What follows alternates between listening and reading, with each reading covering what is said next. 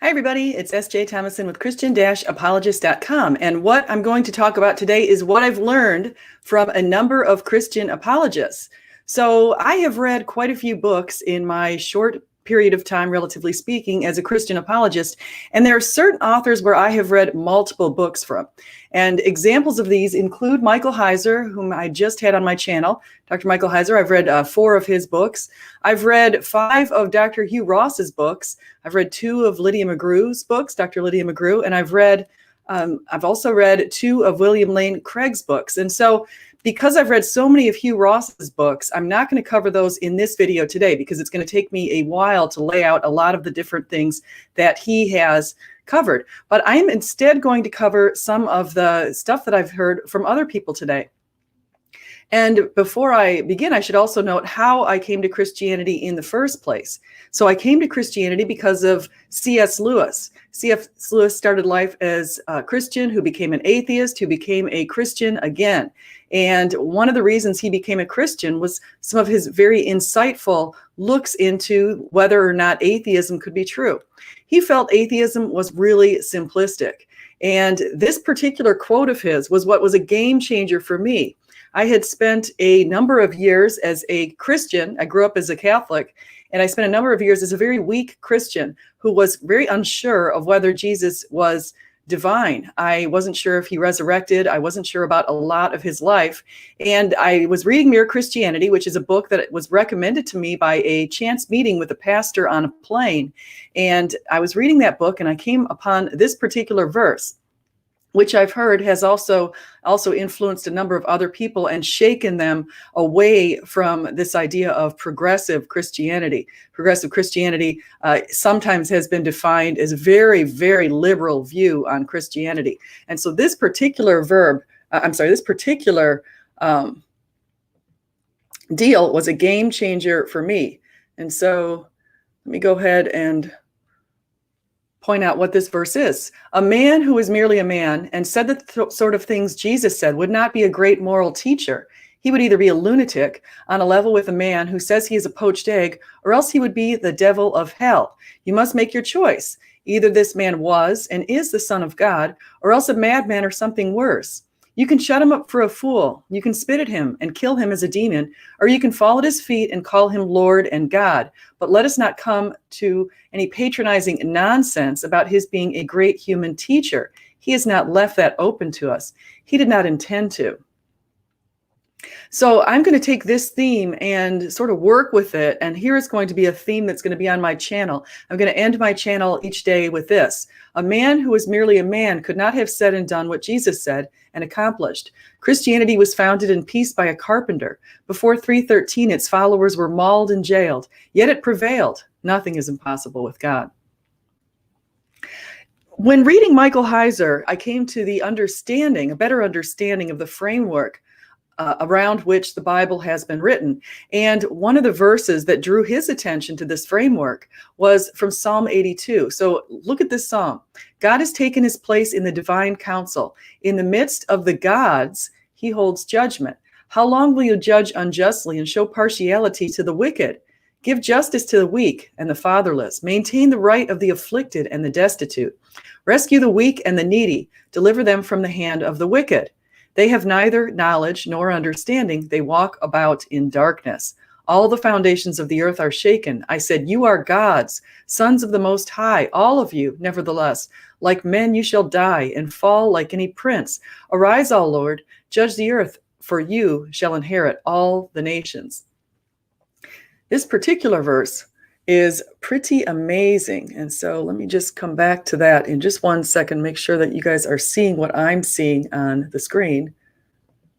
So yes, you are. Perfect. Hey, Craig, I can let anybody in here if you guys want to come in today.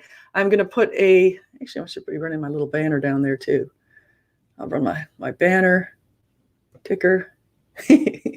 I figured out how to do a banner, so I'm pretty excited about that. But I'm going to go ahead and I'm going to put an invite out here in case anybody wants to join me. So we'll do that. And where is my invite thing? Let's see. Kind of new to this. I always forget. I guess since I'm sharing the screen, I don't see the invite option on here. So let me stop sharing for just a moment. and go to the invite. Copy. I'm going to go ahead and put this right into the screen.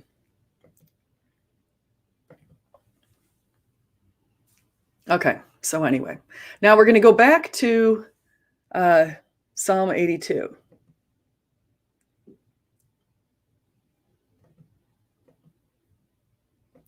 Okay, so we have Psalm 82. So we read that and see how that's important. Now this relates also to Deuteronomy 32:8. When the Most High gave to the nations their inheritance, when he divided mankind, he fixed the borders of the people according to the number of the sons of God. So here's what's going on here. This is telling us that God gave to the sons of God an inheritance. This is how it originally worked. And then unfortunately, they became corrupted. And Jesus, when he came down, he redeemed us from the chains of sin that had bound us to the earth, essentially. And so Jesus redeemed us, and he called on everyone to go out and reclaim the lands. And so you're going to notice all throughout the New Testament that reclaiming of the lands. And so we even see when Paul mentions that he went to Spain, that was the last outpost that had been given to the sons of God. Now, if you think about who are the sons of God, they're spiritual beings, but as you can also see, they're fallible, and they also die, so they're given human characteristics. And as we know from Genesis 6:1-4, we learn a little bit more about them. It says, when human beings began to increase in number on the earth and daughters were born to them, the sons of God saw that the daughters of humans were beautiful, and they married any of them they chose. Then the Lord said, my spirit will not contend with humans forever, for they are mortal. Their days will be 120 years. The Nephilim were on the earth in those days, and also afterward, when the sons of God went to the daughters of humans and had children by them. They were the heroes of old, men of renown. So you can see what's going on here. They became corrupted. That's what we learned. We learned that they are spiritual beings. We also learned from Job 2:1 this. Again, there was a day when the sons of God came to present themselves before the Lord, and Satan also came among them to present himself before the Lord. Those who think that Satan wasn't referenced in the Old Testament are clearly mistaken. Here he is a very explicit reference to Satan. Of course, we also have references in Ezekiel. We also have references of spiritual beings mentioned in Daniel, when Daniel talks about Michael, the angel, being blocked from getting to him by another spiritual being. So we've got these references in the Old Testament too. Matthew 5:9 and Romans 8:12 give us a little more information about the sons of God. Now, of course, Jesus referred to Psalm 82, not very specifically, but indirectly, when he was in front of the Pharisees saying, what about the sons of God? So it says right here in Matthew 5:9, blessed are the peacemakers, for they shall be called sons of God. And then, of course, in Romans 8:12, we have, so then, brethren, we are under obligation, not to the flesh, to live according to the flesh. But if you are living according to the flesh, you must die. But if the spirit you are putting to death, the deeds of the body, you will live. For all who are being led by the Spirit of God, these are sons of God. So we can be sons of God like the only begotten Son of God. And Matthew 28:18 says, and Jesus came and said to them, all authority in heaven and on earth has been given to me. So again, what this all says, putting it all together in Psalm 82, in Job, also in Genesis, in Deuteronomy, what we're seeing is that in the Old Testament, and the way that the Second Temple authors would have understood this entire period, is that in the Old Testament, the sons of God, or spiritual beings, were given authority over all of these lands. And so these spiritual beings the authority's been taken away from them, but it's our understanding they're still here populating the earth.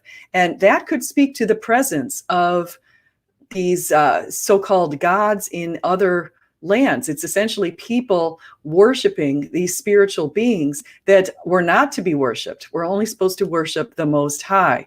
And so there are spiritual beings. I would make a pretty strong statement that in India, we have evidence of that. We have evidence of lots of different activities in many places in the world, but we've got evidence of these spiritual beings who now do not have the authority. However, they are present. And I would say that they're probably fighting against the forces of good, because they know their time is limited. Ephesians 6:12 says, for we do not wrestle against flesh and blood, but against the rulers, against the authorities, against the cosmic powers over this present darkness, against the spiritual forces of evil in the heavenly places. First Enoch also pointed something out that was very interesting. First Enoch made explicit mention of the Mount Hebron. Mount Hebron is currently a ski slope in Israel, and it's the place where the Watcher class of angels descended upon the earth. It's ground zero for demonic activity in the Bible. Jesus often visited the area and freed people from demons and demonic activity in that specific area, which is really interesting. And here's what Jesus said. This is a very interesting point to take note of. In Matthew 16:18, Jesus said, just prior to going to Mount Hebron, just prior, this is the timing of this, and I tell you, you are Peter, and on this rock I will build my church, and the gates of hell shall not prevail against it. This is right there, either right before or it's written right before, I should say, the Transfiguration on Mount Hebron. And so here's what happened in the Transfiguration. Matthew 17:1-13 says, and after 6 days, Jesus took with him Peter and James and John, his brother, and led them up a high mountain by themselves. And he was transfigured before them, and his face shone like the sun, and his clothes became white as light. And behold, there appeared to them Moses and Elijah talking with him. And Peter said to Jesus, Lord, it is good that we are here. If you wish, I will make 3 tents here, one for you and one for Moses and one for Elijah. He was still speaking when, behold, a bright cloud overshadowed them. And a voice from the cloud said, this is my beloved Son, with whom I am well pleased. Listen to him. When the disciples heard this, they fell on their faces and were terrified. But Jesus came and touched them, saying, rise and have no fear. And when they lifted up their eyes, they saw no one but Jesus only. And as they were coming down the mountain, Jesus commanded them, tell no one the vision until the Son of Man is raised from the dead. And the disciples asked him, then why do the scribes say that first Elijah must come? He answered, Elijah does come, and he will restore all things. But I tell you that Elijah has already come. Let's not forget the voice in the wilderness that was predicted in Isaiah. That is John the Baptist. And they did not recognize him, but did to him whatever they pleased. So also the Son of Man will certainly suffer at their hands. Then the disciples understood that he was speaking of John the Baptist. Now we know that Herod had John the Baptist beheaded. And so, yes, he was not treated appropriately. Philippians 2:10-11 says, so that at the name of Jesus, every knee shall bow in heaven and on earth and under the earth, and every tongue confess that Jesus Christ is Lord, to the glory of God the Father. Make a note here of the word that's chosen, confess that Jesus is Lord. Romans 1 makes it quite clear that everyone is aware of God. Okay, everyone has an awareness of God. We have a general revelation of God, looking at the heavens, looking at the earth. And then, of course, Jesus is our specific revelation of God. And I would make the argument that unless you're living under a hole in a cave or somewhere that's completely absent of communication with the rest of the world, every person is aware of Jesus. And so when it says right here that people are going to confess, it's very it gives us a clue of the sort of state that we're claiming here. We are saying that everyone knows Jesus Christ. And so I'm going to come back to this in a moment. And I want to come back. This is open. Yeah. If, if you want to come on in here, anybody, yes, it's open. It's open to you guys to jump in here if you're interested. Okay. So that's something that you can do.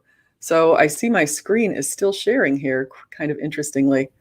Lots of people are unaware. I don't know, Deconverted Man, if you could point me to one person who's not aware of Jesus, who's not living on Sentinel Island outside of India, for example, I'd be interested to hear that. So I said that if people have communication with the world, unless they're living in caves and they have zero communication with the outside world, then I would make the argument that everyone is aware of Jesus and can confess in his name. So I see I'm still sharing the screen. I'm going to come back.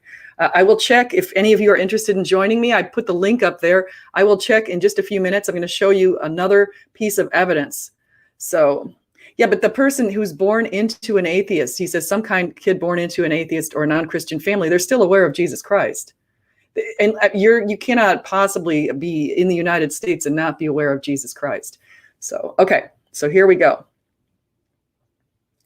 Stop screen sharing. I want to get back to my screen sharing. Whoops. Okay, go back to that. All righty, so we're going to go back to my arguments. So I don't see anyone waiting in the waiting room here. So, okay, so I've been sharing with you much of what Michael Heiser has shared with me. I would highly recommend you guys pick up his book. He's got a number of books. One's called The Unseen Realm and one's called Reversing Hermon. And it's very well written and documented. So you can see that. Now, another apologist that's been quite influential is William Lane Craig.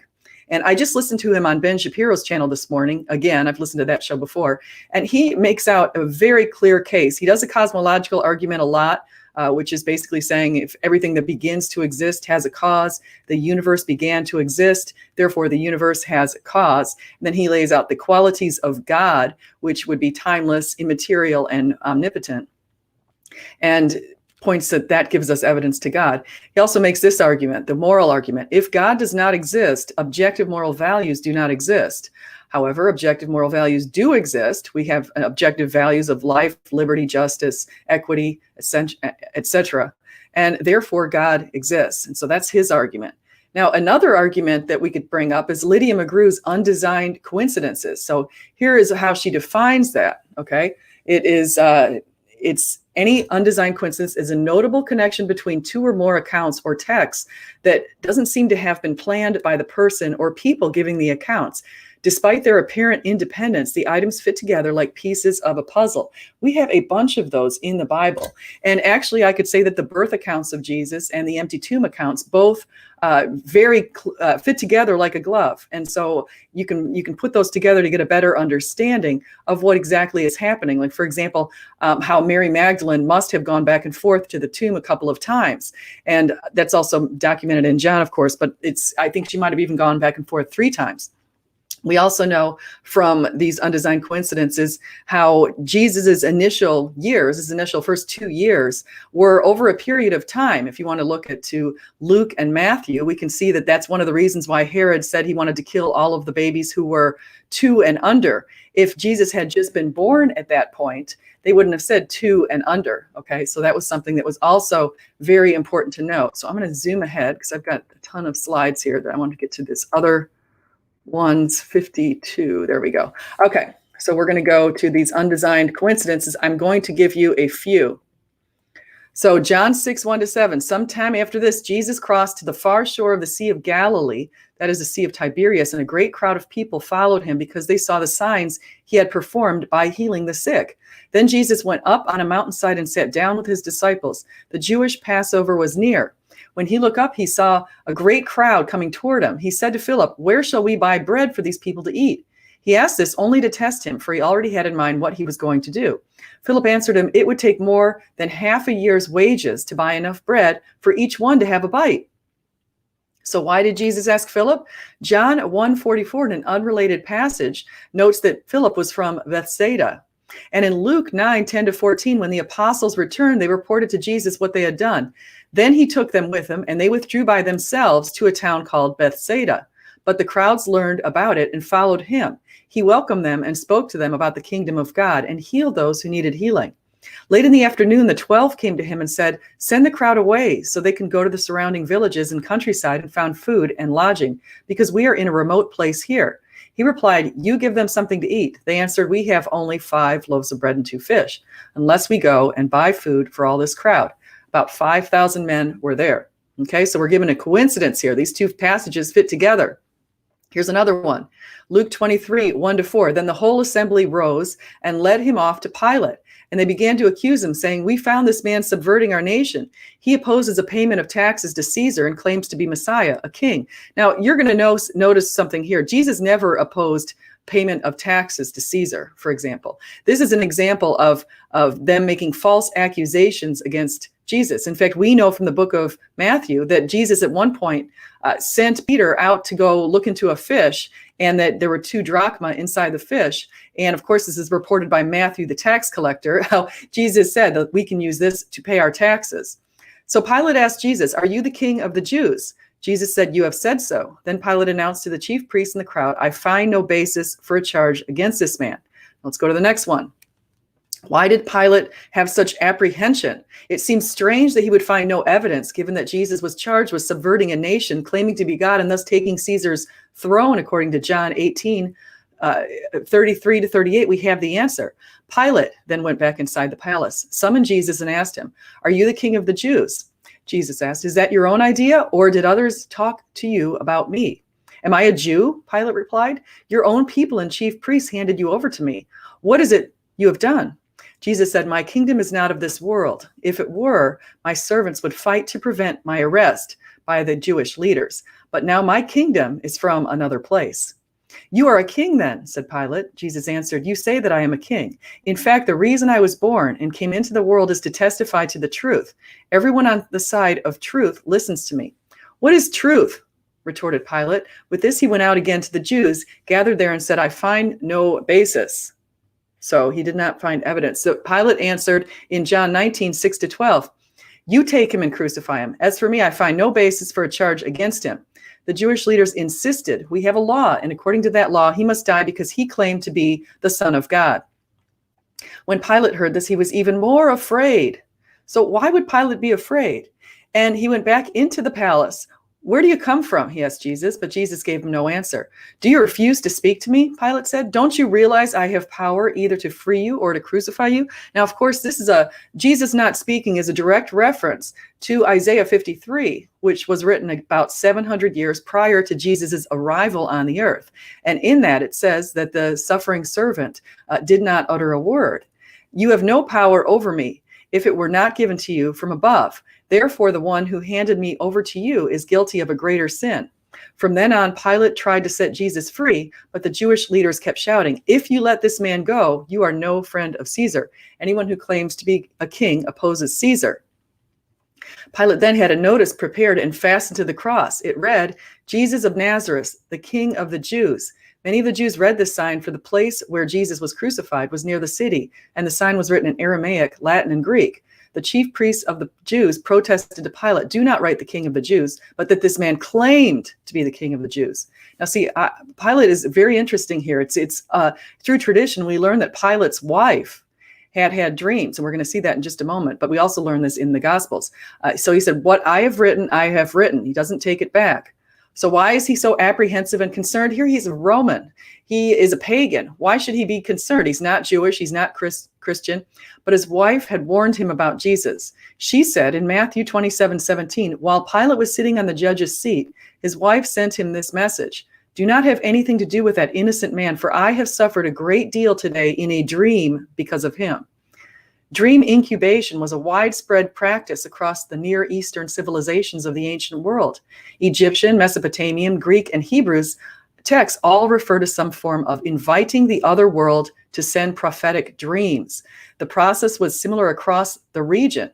A person who wanted advice or a message from the gods would come to a temple or other holy place and offer a payment to the keepers of the temple. Most often, they would follow a ritual that might include offering a sacrifice, eating certain foods or drinks, and or fasting. This was followed by sleeping in the presence of the gods in the temple, usually in rooms set aside specifically for that purpose. In some places, the actual dreaming was done by an oracle or prophet. In others, the person seeking advice slept and dreamed beside the oracle, who would then interpret both of their dreams together. Now let's recall in the Old Testament, we have quite a few dreams and quite a few dream interpreters, including Daniel. So I would highly advise, if you haven't read about it yet, Daniel is able to interpret people's dreams even when they don't share with him what happened in the dream.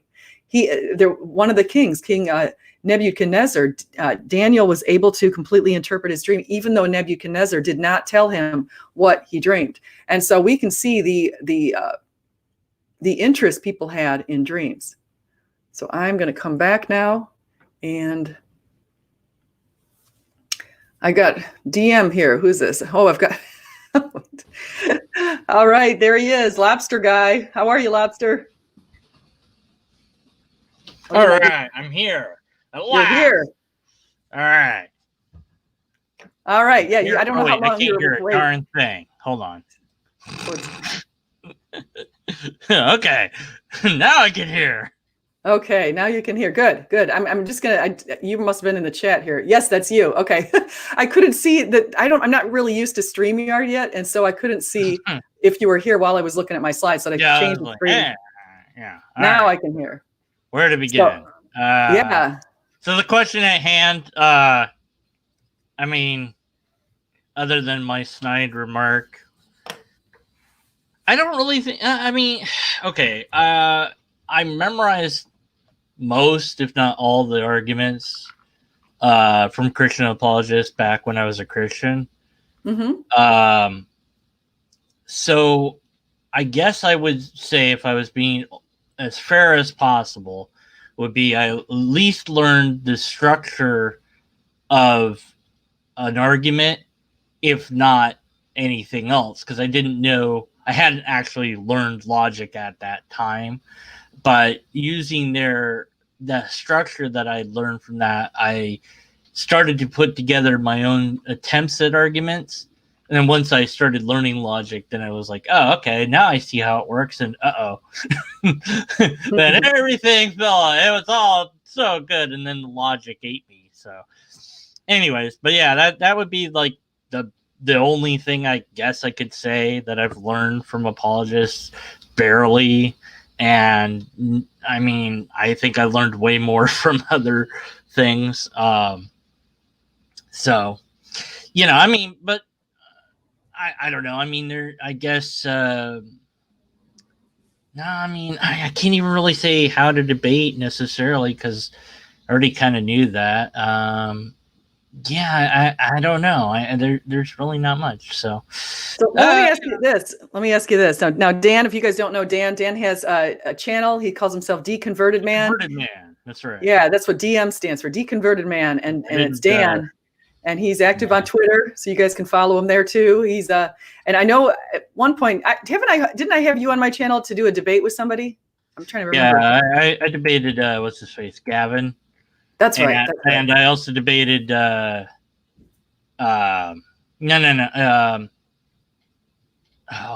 was the other guy?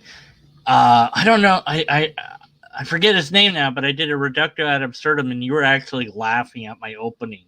It was just really, really the most absurd. I was on Jesus's resurrection, or I think, and I saw you laughing and I almost blew me off script because I saw you laughing at my own opening. I was like, yes, my insane rant is working. Because I just went reductio ad absurdum for that debate, and I thought, I don't know, because I never tried that before. I was thinking about it later. I was like, I don't know that was useful for the sake of logic or not.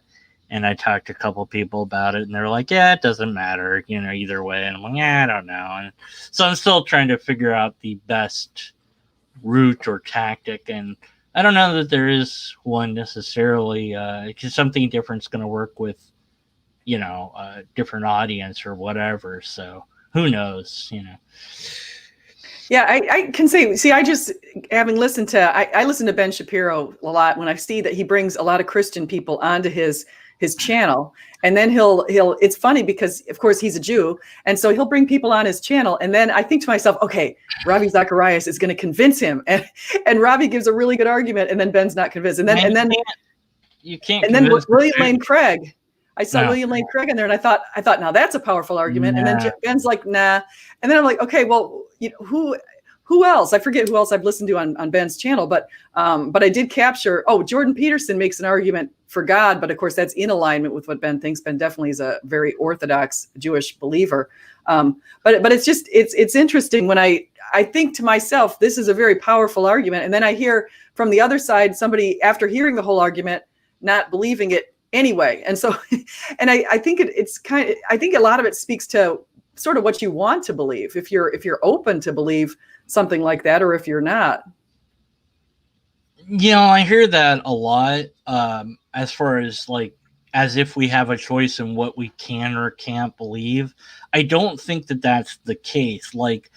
It might be the case that you could convince yourself that something is or is not true given enough time, or conditioning, like brainwashing techniques, or the Chinese did this thing where they slowly brainwashed the soldiers, by they had them list out one good thing and one bad thing about the government of China, and then one good thing, one bad thing about the United States, and then they would post only the bad stuff and about US and the good stuff about China around the camp, And it's like, well, that's what they said, and they couldn't deny that they said it, and they did it for like, cigarettes or whatever. So eventually these American guys, after, a couple of years of doing this, would just say all these positive things about communism and how great it was, because they'd just been conditioned to do that, and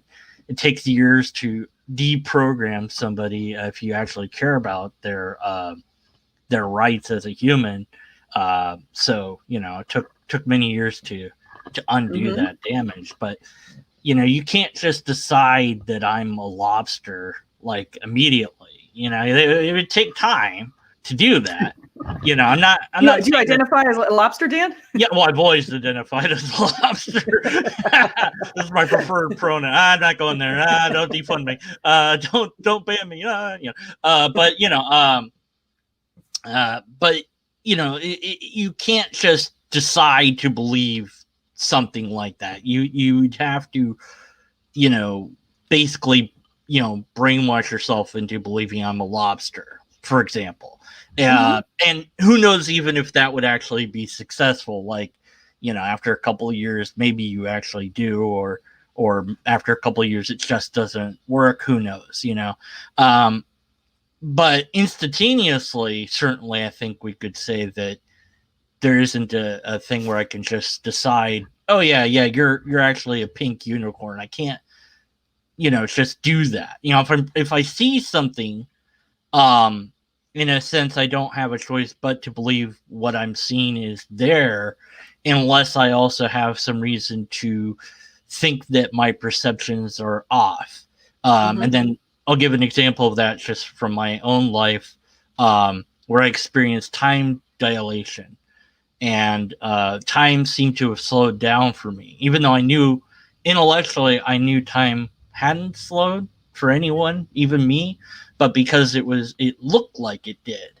And so in that moment, it was just amazing watching myself do all these things in slow motion, even though I wasn't. And it was almost like I was in a stream when it was happening. And when I snapped out of it, when it ended, I was like looking back at that and remembering that. It's like, well, that's really cool.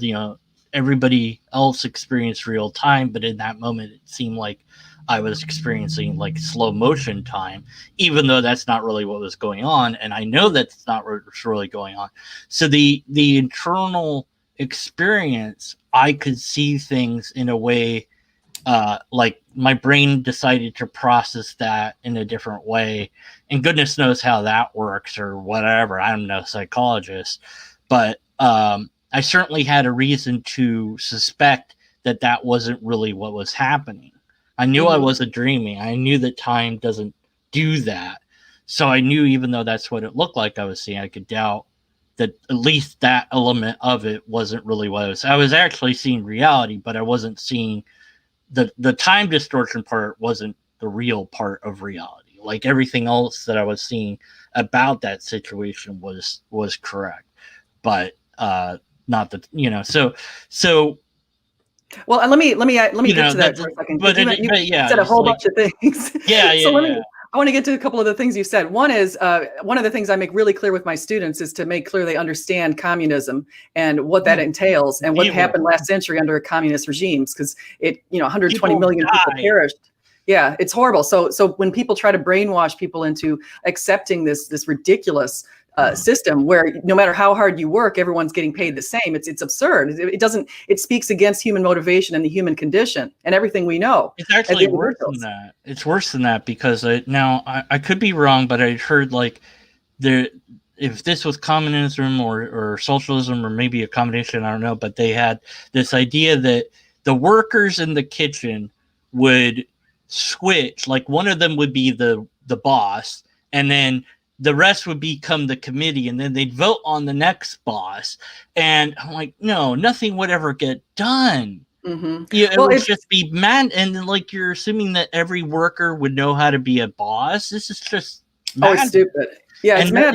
No, but let me finish, because I didn't get to also hit up your time thing that you said. So let me just finish really quickly. So yeah, we have communism is a terrible system. We also know, if anyone wants to read up on what happened to people who were farmers in Soviet Union, a lot of times the government would take all of their food, including anything they would feed their own families, take everything that they produced and give it to the cities. And so a lot of these people starved to death. And so that's one of the reasons this system is just absurd. It's terrible, and it's actually quite evil and egregious, I would say. But to mention your time thing, here's something that's kind of interesting just to think about. We know that time is actually a human construct of how we have put together an explanation for the sun rising and setting every day and that sort of thing, and where it appears and those sorts of things. But what's interesting, well, wait, let me finish. What's interesting is that if we look at the universe and the universe start, we know that the universe is expanding at an exponentially quick rate. And so when it first started, it wasn't expanding quite as much. And as it goes on, it just keeps expanding quicker and quicker. It's speeding up the dial. So what's interesting about that is we think about our perceptions of time are human, and there must be something that's outside of that time that actually powered the initial beginnings of the universe. No, there doesn't that conclusion doesn't follow it either. If time is a human construct, then it's just irrelevant. There isn't. It's just an idea that we have. If it's an actual thing, which I mean, I'm not going to say that it is, because I don't understand space-time well enough to defend it one way or the other. It seems like an easy thing to some extent. Well, no, let me finish. But regardless, science isn't really hard and fast decided on what time is per se. But my point was, because you talked about, choosing beliefs, and the point I was trying to make is that I don't think that we can really choose what we believe in the sense that you might have been suggesting. It's like, no matter how open-minded you are, you can't just decide to believe something is true that you don't have sufficient evidence to convince you of. Yeah. And that evidence might change. You won't let me finish my sentence. Yeah, But I just wanted to say I need to clarify what I said.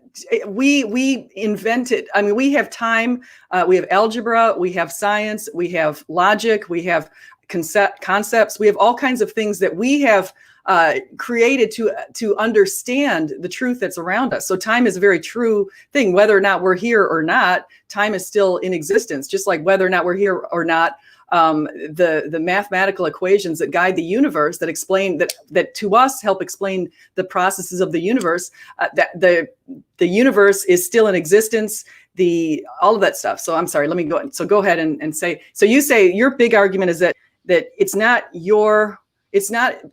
something that you can do. Let me just try to steelman you. Your argument is basically saying that we don't choose our beliefs in God, that it's not up to us, and we might not be convinced by what we find out there. And it's maybe if there is a God, that God should give you that evidence that would be more convincing. Is that fair? Not exactly. I mean, in regards to God specifically, that might be a whole nother, can of worms, a whole nother thing. I was, speaking in general that, like, that we can't just choose to think that something is or isn't true, that we're convinced by some mechanism. Now that mechanism might be some internal thing, something we learned, or something that we saw, or it might be external, or it might be a number of things. So for the God idea, concept, belief, you have to be introduced to it, although some people have spontaneously created their own idea of a God. And of course they wouldn't label it God necessarily, but it would, it'd have similar attributes, because humans are really good at pattern seeking. So obviously some humans somewhere invented a prototype of a God that evolved throughout time with humanity. And those different concepts also arose in other areas. That's why we have so many different beliefs of different gods around, and many, many gods that are dead and no longer believed in or worshipped by, like, hardly anybody. Maybe there's a couple people or whatever that are stubborn and like, oh yeah, that's the one I want. I want the cat god. That one's cool. I'll do that one, or maybe they want Yahweh, but they also want his wife Ashira, so they're going to worship her as well. I don't know, but there's very, very, very few people like that. Just like there's very few people who believe in the Fae folk. In Ireland somewhere, there's a group of people that believe in the Fae folk, but we don't believe in fairies. That's what we would call them, and there's not enough of them making claims that there are fairies for me to debate. And if I ever found one, I would totally debate it. And they might have all sorts of reasons that they believe. And if they said to you and I would assume you don't believe in the Fae folk either, SJ. I might be wrong.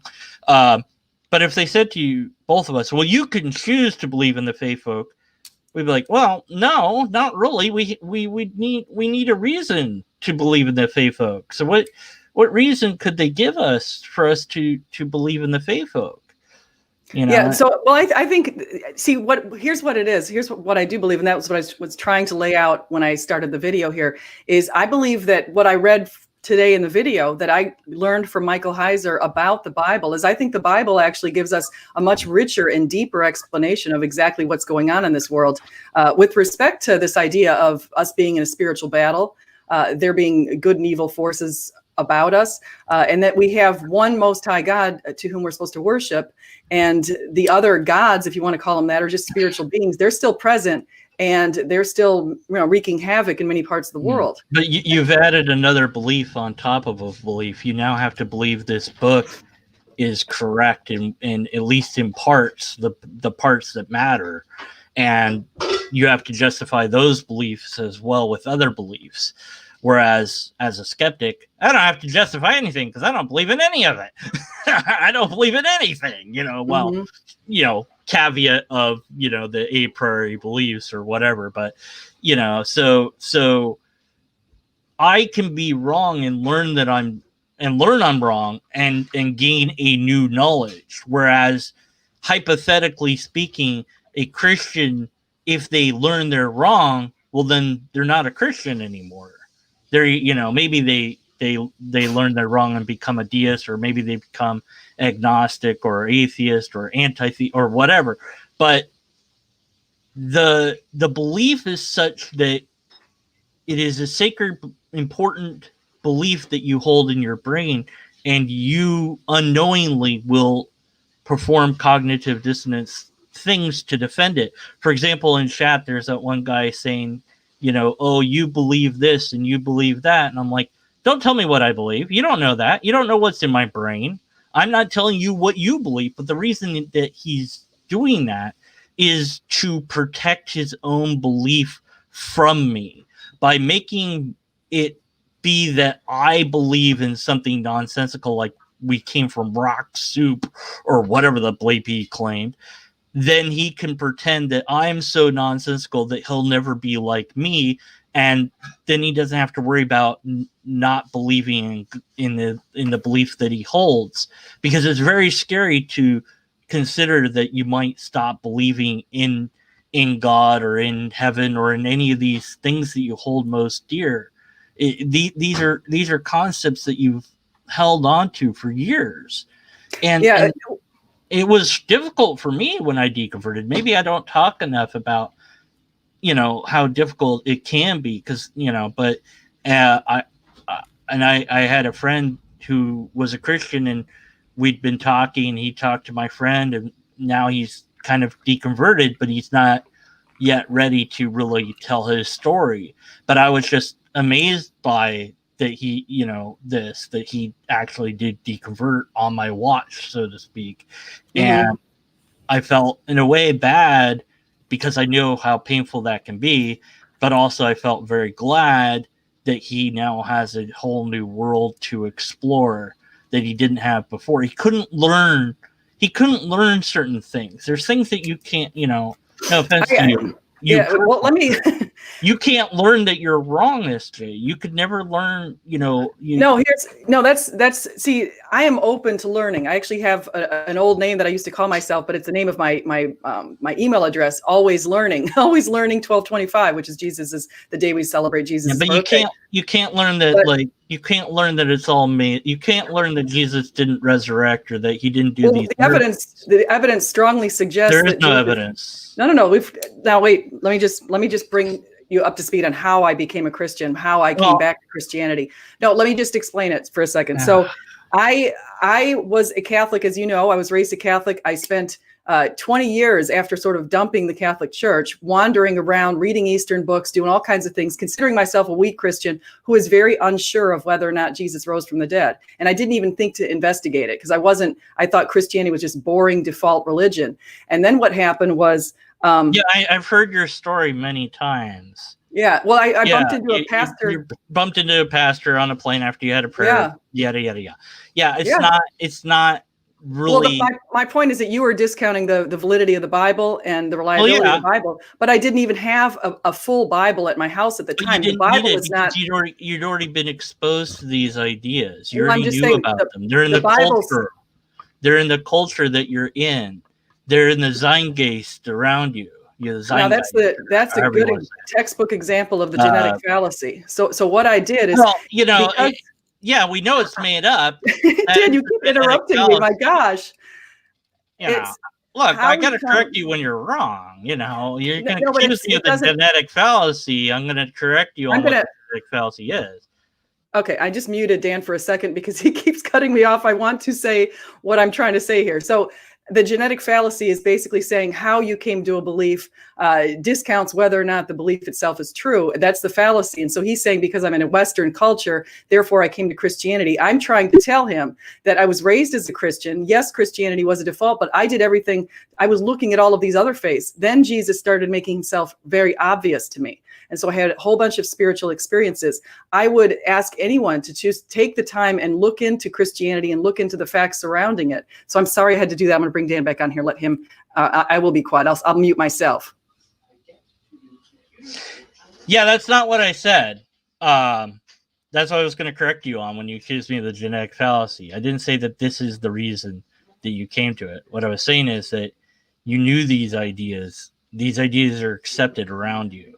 So it's easier to think that they are plausibly true.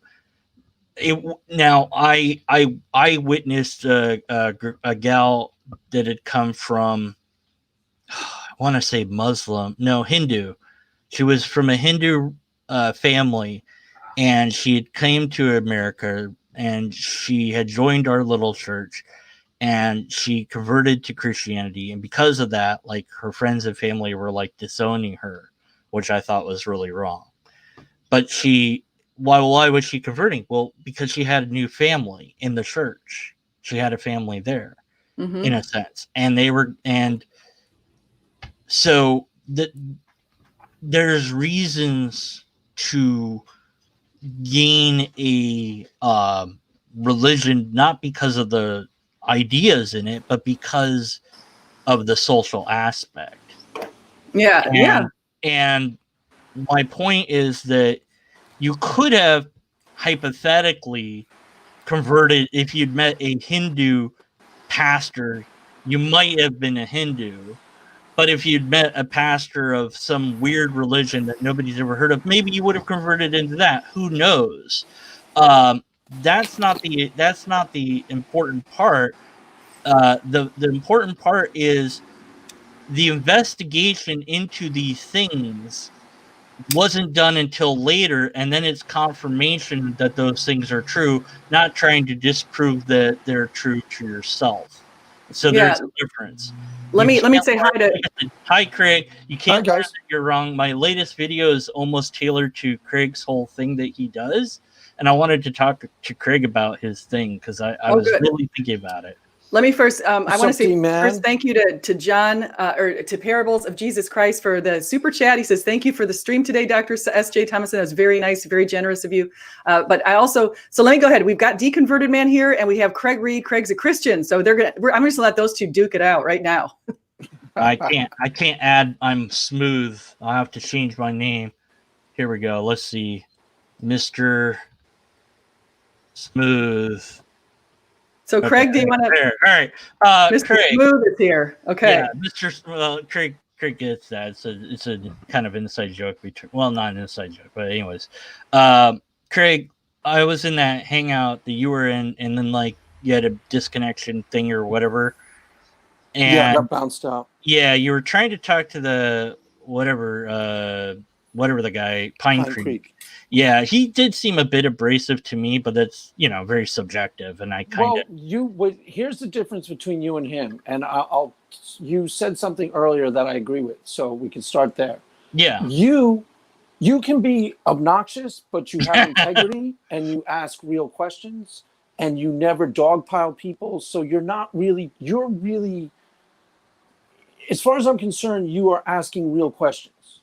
So I was trying to figure out, I think he also was honestly trying to figure out what you meant by real questions, because it does seem like you would have to know his intent to be able to. No, I've seen him run his script.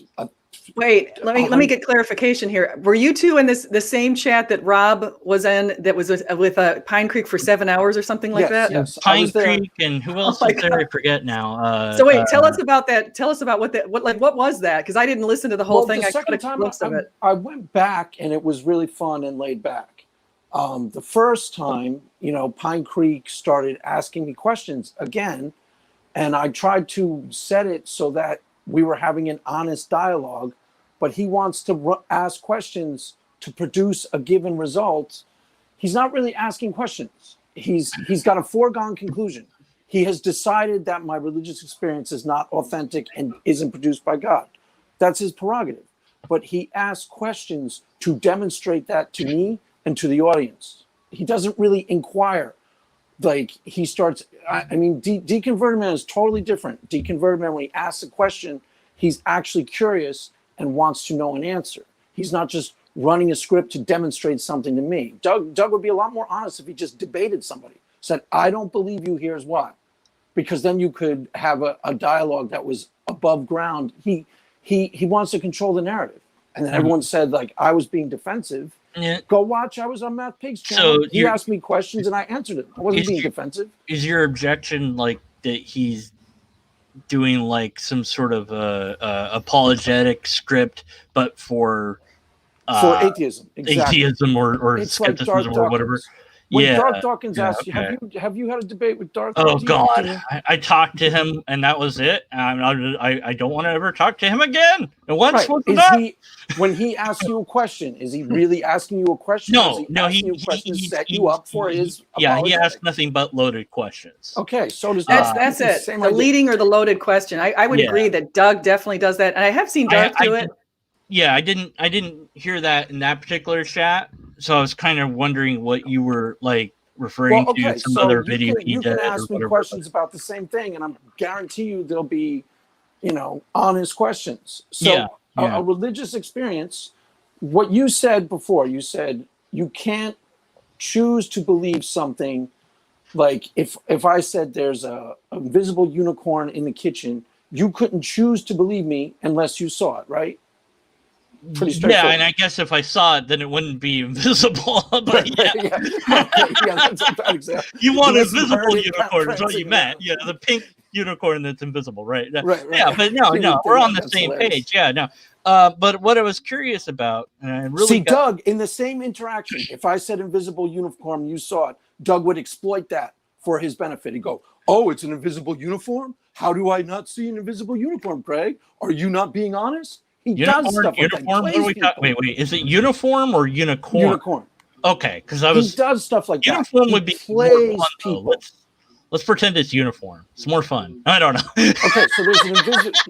So Deconverted Man is walking around the kitchen naked in an invisible uniform. Right, exactly. Oh my God, that's a. You're not really naked. See, the king is fully clothed. Only the idiots would see that he's naked. Yeah. The Emperor, I love that. That's a deeply horrifying thought. Deconverted Man walking around my kitchen naked. I'm doing that right now. Where did this conversation take a left turn at Albuquerque? I'm invisible. You don't know that I'm doing. He's out there. That's why he's fun. Is it really that scary if I'm invisible and doing it? Anyway. I think you may be walking around my house invisibly as we speak sometimes because you're so present. Man. That's right. And I'm everywhere. I'm everywhere you don't want me to be. Oh my God. I want to go back to get to this Doug thing. But let me just ask a question. So how did it happen that all of you were on this channel? Like, did Doug actually put a link into the description, or how did that happen? Nathan started a live stream. Nathan, that's right. Yeah. And I just jumped on. I didn't know that Doug was going to be there. I just jumped on. Oh, it's Nathan's stream. Doug Okay. Pine Creek? I'm sorry. Is Doug Pine Creek? Yes. Yeah. Okay. Because I'm just trying to figure out how it happened. I only kind of know of him remote. I haven't I'm not too familiar with his stuff or whatever. Because I've got so many things I try to watch. I can, But okay, so this is the thing I wanted to talk to you about specifically, Craig. Okay. So you've had this thing for a long time of, I'm going to set you up with this certain thing, and then you'll have this certain experience or whatever. Correct. Qualia is the proper name. A phenomenon that produces a result. Okay. Are you telling, because I was a Christian. You're not telling me I never was a Christian, because you're not that kind of person. No, you were a Christian and you honestly don't believe in God. Yeah. You deconverted legitimately. Okay. And I had an experience. I had, more than one, but I'll just say it one at least of that I at the time thought was God, and I would have called God.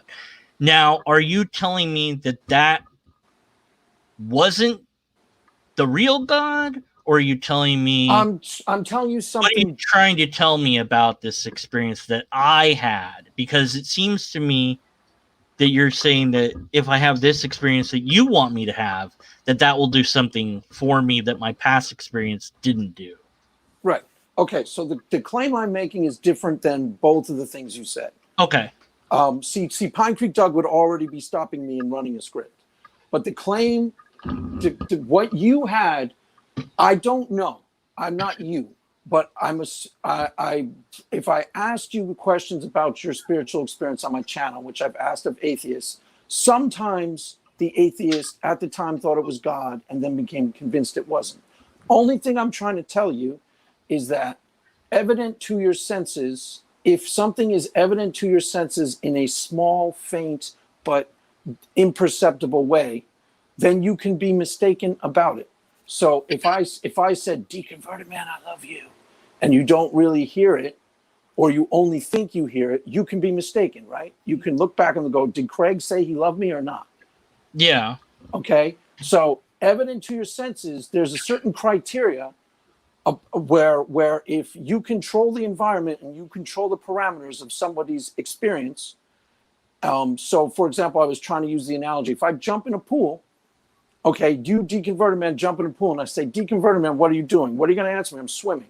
You're either crazy or you're swimming, right?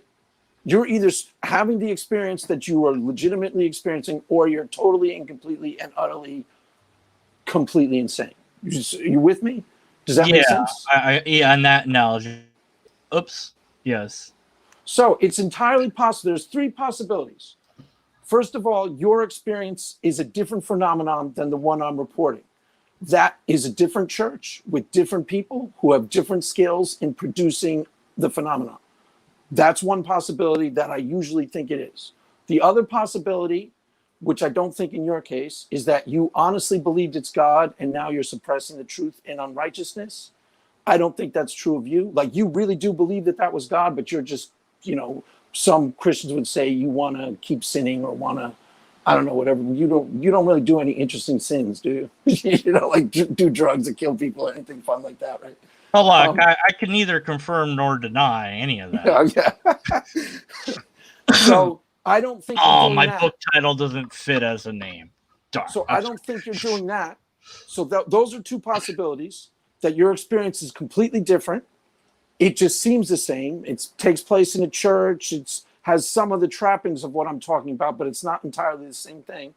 Or you're lying about your experience, which I don't think. Or the actual thing, which I really think is happening, is that people are having legitimate spiritual experiences that require amplification.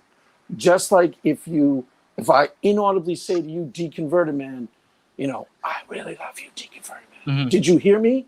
You don't know. But if I start speaking it in plain English and you audibly hear me for 15 minutes talking, that's really truly evident to your senses. So what I'm trying to say is that I can produce on my channel at some point. I'll be able to produce for people to experiment with, and try out, and then they might not believe in God, but they'll go, I understand why Craig believes in God, because this really honestly does seem like something legitimate. Well, I understand why I think I understand why you believe in God, but it's just not it. Even if I could produce an experience that you're talking about again in myself, that wouldn't convince me of anything, because I'm not convinced by personal experiences. I would need it to be right. But if you had, if you not in that sense, at any rate, I mean, personal. Well, to some extent, all experiences are personal, but I mean, I in a wholly internalized experience, because this qualia is very different than the mundane world that we're I'm sure that if I meditated enough that I could and I can make my spine tingle and things like that. And it might be the case that we set up all this and I'm able to have whatever experience you're trying to get me to have. Correct. And it's just going to be like, yeah, and so right, what? and then you're still not convinced. Okay, right. This is why I say you're honest and Doug wasn't being honest. Wait, let me stop you. Okay. Because this is important. This is why I say you're honest and Doug wasn't being honest. Doug was trying to say he already had the experience I'm talking about the exact same way I'm describing. And I said, that's not possible. And he goes, are you trying to invalidate my experience? Wait, because you just said something really important. You said, if I have the experience you're talking about and I still might not be convinced, Craig, and here's what I say to you. I totally accept that, dude. That's completely fair. Right. If you have the exact experience I'm talking about and I set the criteria and then you go, I am still not convinced that God is real. Fair enough. Walk away from the table and stay an atheist. That's all I was trying to say. You're legitimately an atheist. Well, but you've done a test that somebody. Well, yeah, I suppose, but isn't it that you can't know for sure that I never had the sort of experience that you're talking about. No, absolutely cannot. And you're not making that claim, although even though it might seem like you are to some people. I know that you're not making that. I intuit you're not. I'm saying you're not making that claim, and you would tell me if you are. Okay. Now I would want like something like this if it was going to be some sort of test or whatever, something. But it's like, okay, great. But what does it mean? Like, how many people have to, what's it telling you? Let's say that everybody that took it comes out and says, yeah, I still don't believe in God or whatever. What's that do for you? Like, what is that? How does that affect you in any way, shape, or form? Or is it you're just asking them to jump through this, these hoops in order to, and if you don't jump through this hoop, then I can just pretend that you don't understand what God is, and that's why you don't believe. You didn't have real. Let me actually first say welcome to Dr. Josh. He's here in the room too. Dr. Josh, what's up? Hey guys. Awesome.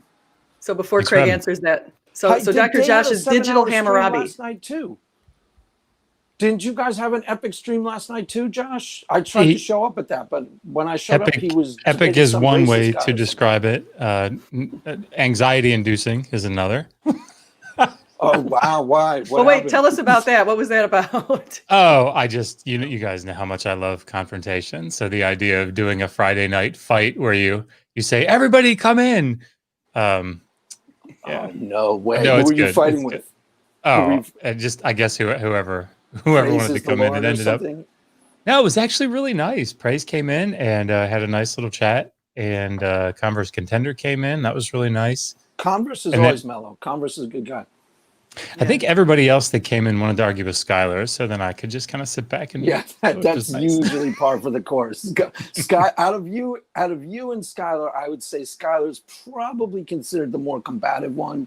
just a hunch. Most people Yeah, go, yes, I think he would say that. A new challenger appears. Da, da, da, da, da. Do you know the D-Man? No, I don't think so. Deconverted Man, Dr. Josh. Hi, how you doing? Good to meet you. Oh, I've got all sorts of questions for you. I don't know, but I'm not done eating, Craig. Sure. Well, Sorry to interrupt. Maybe Josh wants to ask a question. Yeah, you have to remember the question that I asked you, and then answer the question right now without reminding you of the question. Nah. Yeah, I'm okay. I just I feel like I mean to come into so many of these, and I never actually have the chance. And Megan just said, "Go." I got Oliver. So yeah, this will be a fun one. This will be pretty easy and mellow. Well, let me ask you this, Josh, because I heard you kind of briefly say something about that little animal behind you on the wall. What was that? What's the significance of that picture? So this is the Ishtar Gate. It's just, an ancient Near Eastern thing that we put up, but there's a story behind it which is amazing, and that is that one of our fans painted it live on her channel. And that's the original. She sent it to us and kept a print for her. She made 2 prints. She kept one print for herself and then sent us the other print to auction off. So she said we should auction this one off for the scholarship fund. But it was so nice. We said we're just going to put it in the background of our stream. So, but we got accused. Who came on? Somebody came on that was very hostile, and all of his friends came with him into the side chat. Yeah, the guy in the red hood was. I saw some guy who was. Is that Darth? No, I think you think he was a racist, or Skylar was saying he was a racist. And it was so that guy came in. I think that might have been the next night, but this was. What was his name? Joey. Joey was his name. Joey. Yeah. I watched Roshan. last night, just to clarify. Okay. For only 20 minutes. Said hi to stupid whore energy and left. Mm-hmm. But they all came in and said that because we have this up, that I'm a Freemason. Because I guess Marduk's dragon is a. Oh wait, I saw Megan tweet about that. I made some comments where I said that was in reference to that. Like that explains a lot. I agree with them. It's frustrating because we're not seeing any of the money or the power from that, which is really frustrating. I want to be part of the Illuminati if it's there. That's how you guys do it really sneakily. Is you stay poor and have no power. Right. That's what we want you to think. Right, exactly. And then one day your presidential candidate is president of the United States, and you're controlling the world. Craig, can you have my email, right? Yeah. Okay. Can you email me? We'll set up a thing to talk about this. So I can eat you properly with all my questions. Without Dr. Josh's references. I mean, I gotta eat. I don't know anything about him, so I gotta ask him questions. I gotta eat him, provide some entertainment. Whatever I'm here for. I don't know what I'm doing. I joined at S.J. Thomason's thing. I probably said her last name wrong again. I don't know anymore. Everybody says Thompson. They also want to say Thompson. Thomason, I don't know. Whatever. Look, I can't say words. So, doctor, what are you a doctor of? May I inquire of? Whether you like it or not. I did ask. Sorry. My PhD is in Assyriology with a minor in Hebrew Bible. Okay, I understood Hebrew Bible. I didn't understand the other one. Ancient Assyrians, tribe. Assyrian. Are they Ancient Near East? Or are they near that? Assyria. Yeah, so the Assyrians. That makes sense, doesn't it? Good question, Craig. Did I email you in regards to what's his face? The guy with the orange red beard. Bane. You would know. Beard? Do you mean Gavin? No, he had an idea that That's you, Richard Madsen. Okay. Yes. Yeah. So we have Oh, talked. we did Yes. interact. Yay! Yeah, that's you. Okay. I was trying to understand this language thing from and your analogy was really interesting. Because I'm no expert in ancient, stuff or whatever. Is he right that these words do actually mean this at all? Like, as among other things that they could also mean, but is he right at all? Like, on any level? So, I know that's very vague. I should explain it. No. It's a good question. So, so that everybody kind of understands. Yeah. You want me to lay that out, or you want to? Yeah, I mean, I'll lay out Sure. what I I'll know. shut up now. Let the doctor. No. So Richard is, first of all, an incredibly kind human being, and I think he's very, very clever, and I really like him a lot. I disagree, and he knows that. I disagree with what he thinks, or his interpretation of the text, but he's really thinking about it a lot. So he essentially, what he does is, well, let me go at it from the other direction. If anybody uses like a Strong's Concordance or any kind of concordance like that, where you have your Bible and you're reading through in English, and it says like the word to hit, and it says Strong's number 1011 or whatever, and you go to a Strong's Concordance, it's a big thick book, and it takes you to that particular Hebrew word. Actually, I guess if I'm saying what I did 30 years ago. Now I think you can go on like Bible.org or something, and or whatever, Blue Letter Bible, and it'll put it up on the screen. But it'll tell you, okay, this word is this Hebrew word, and this Hebrew word appears elsewhere in the Bible, or this Greek word appears elsewhere in the Bible with this English meaning, and this English meaning, and this English meaning. Right. So you have a menu of options of things it could potentially mean. Is that what you're right? Okay. So and that's true, right? That like what they're doing is they're saying, how did the translators represent that? Yeah. Well, how did they translate this particular word in all the different places that it occurs? And that can be really useful. It can also be a little dangerous, and I'll sort of explain why with an example. The word "run" in English can be used a bunch of different ways, right? I'm going to run to the store. My car is running. The Olympic racer is running down the track on the 40-meter dash. I feel run down, which has no. I feel run down. There's a run. My nose that makes sense. Yeah. Yeah. My nose is running. I just ran into a friend of mine. Yeah. Yeah. So if you were going to, and people do this with dictionaries all the time, right? So the English word "run," or the word "atheism." If you look at the dictionary, it's going to give you like all these different definitions, right? And it doesn't mean that one is better than the other. It just means that these are the different ways that people use this term.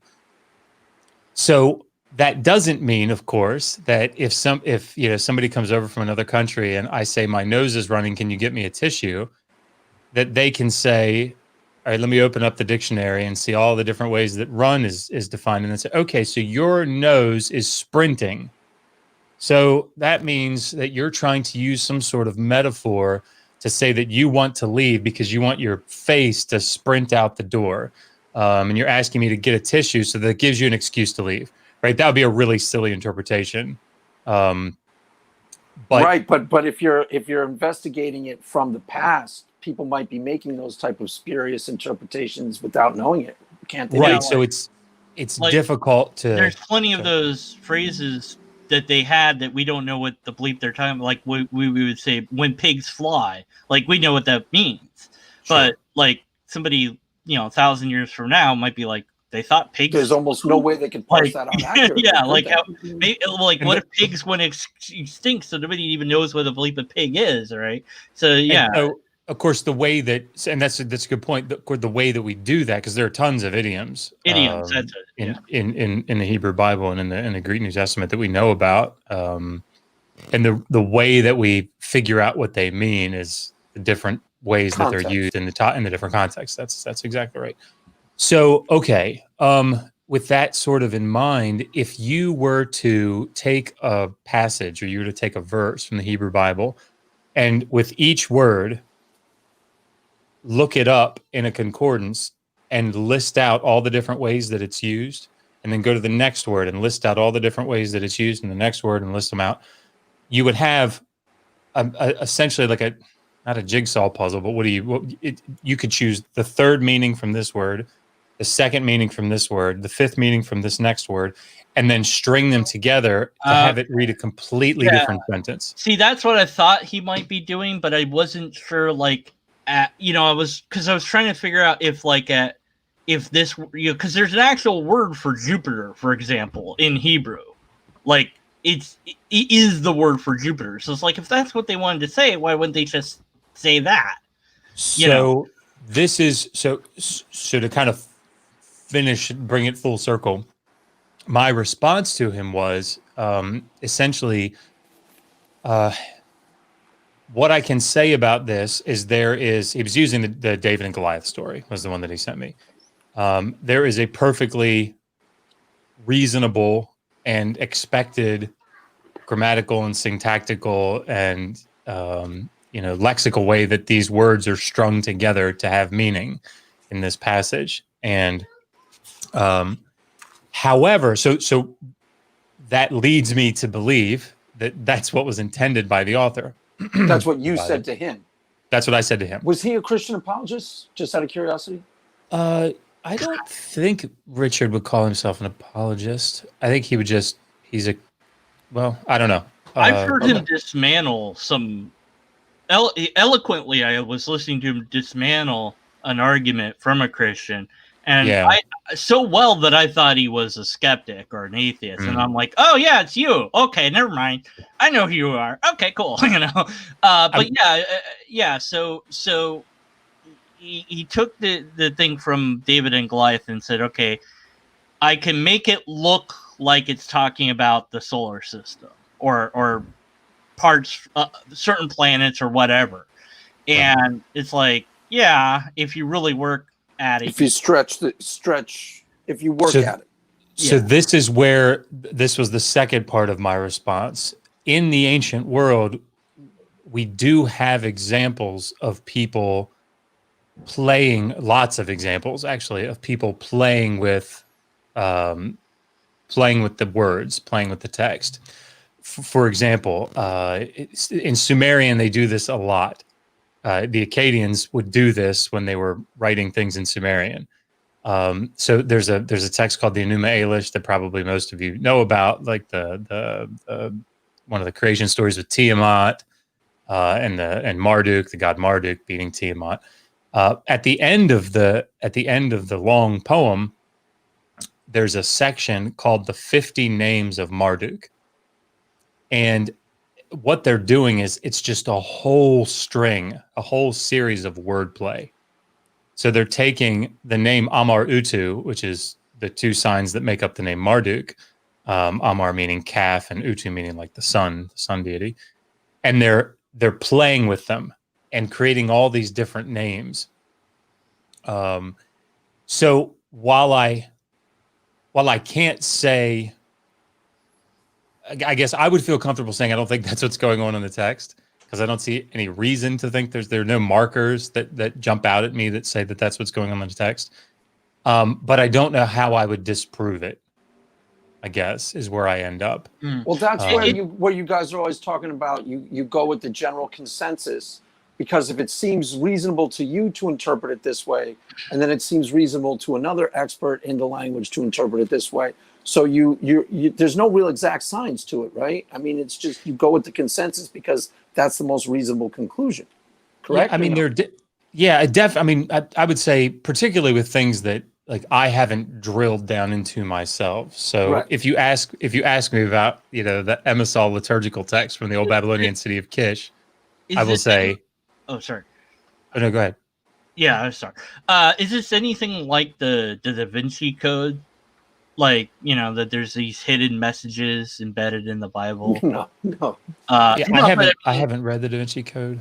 Well, I haven't read it either. Terrible. I know there's a movie based on terrible. I watched completely. the movie, I think, once, and it was pretty bad. But yeah, the idea, in essence, is that there's hidden messages in the Bible that, I don't know, lead to a treasure or whatever the bleep it does. I don't know. Yeah, I would say that he would say that. He would say that it's a hidden message, Yeah, a secret. I think that's fair. I think Well- that actually is true of the Bible. I think that a lot of the prophecies that were in the Old Testament, people had to have their eyes opened in the New Testament to some of those prophecies that were right in front of them. They didn't know what that meant. Well, do we know for sure that like Revelation's about King Nero, or is that something that's still debated? I think that's still debated because what do they call those kind of people? Preterists or something like that? People who think that I've everything- always thought You watched What's His Face yesterday, Rob, Stephanie, right? Yeah. You asked that question. He started trying to asking- answer it. I was What did asking- he call himself?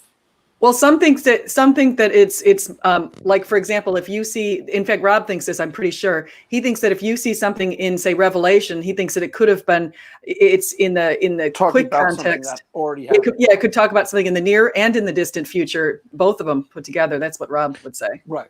I think probably most people that are coming to the Hebrew Bible and looking at, like, we had Dr. Stephen Cook on from Virginia Theological Seminary, and this was his whole point about passages like Daniel 9 or Isaiah 53, that there's or Isaiah 7. He was specifically talking about the book of Isaiah. But this is sort of the point, that why is it like the people in the Hebrew Bible, the people that are the compilers, they know that Isaiah 7:14 had a near fulfillment, right? There was a fulfillment there. Why would they keep talking about it? And the rationale, Stephanie, is just like you said. It's because it's like a multivalency, right? There's another. It doesn't have to get restricted to just this fulfillment. It can continue on. So when we talk about things, wait, am I understanding correctly? Do you think you don't necessarily believe in prophecy, but do you think they are legitimately trying to prophesy about the future? No, I don't, and I don't even know that the New Testament would argue in many cases that the Old Testament prophets always knew what it is that they were saying. And I think there are certainly the cases Spirit takes them and they say, yeah. So well, let me ask you a question before you start. Who do you Sure. think is more likely the Antichrist of Revelation, Obama or Trump? It's King Nero. I mean, that's what I was trying to ask. You got two options: it's Obama or Trump. it could be both.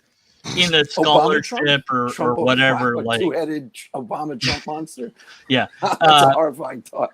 Well, yeah, I've got the answer, but if Dr. Josh knew, like what, if there is any consensus on this at all regarding, because John's like, it's a weird thing, like Revelation's just like they voted it in. Well, they voted all the Bible in to be canon, or whatever they wanted in, but it's weird. It's like it stands out apart from the rest, and when I was researching it and came across that it could be Nero, it's just like, yeah, it seems like that's more reasonable than it being, what it says it is. But I don't, know that like, if that is that actually a thing that people agree with in scholarship, or is that like a fringe idea?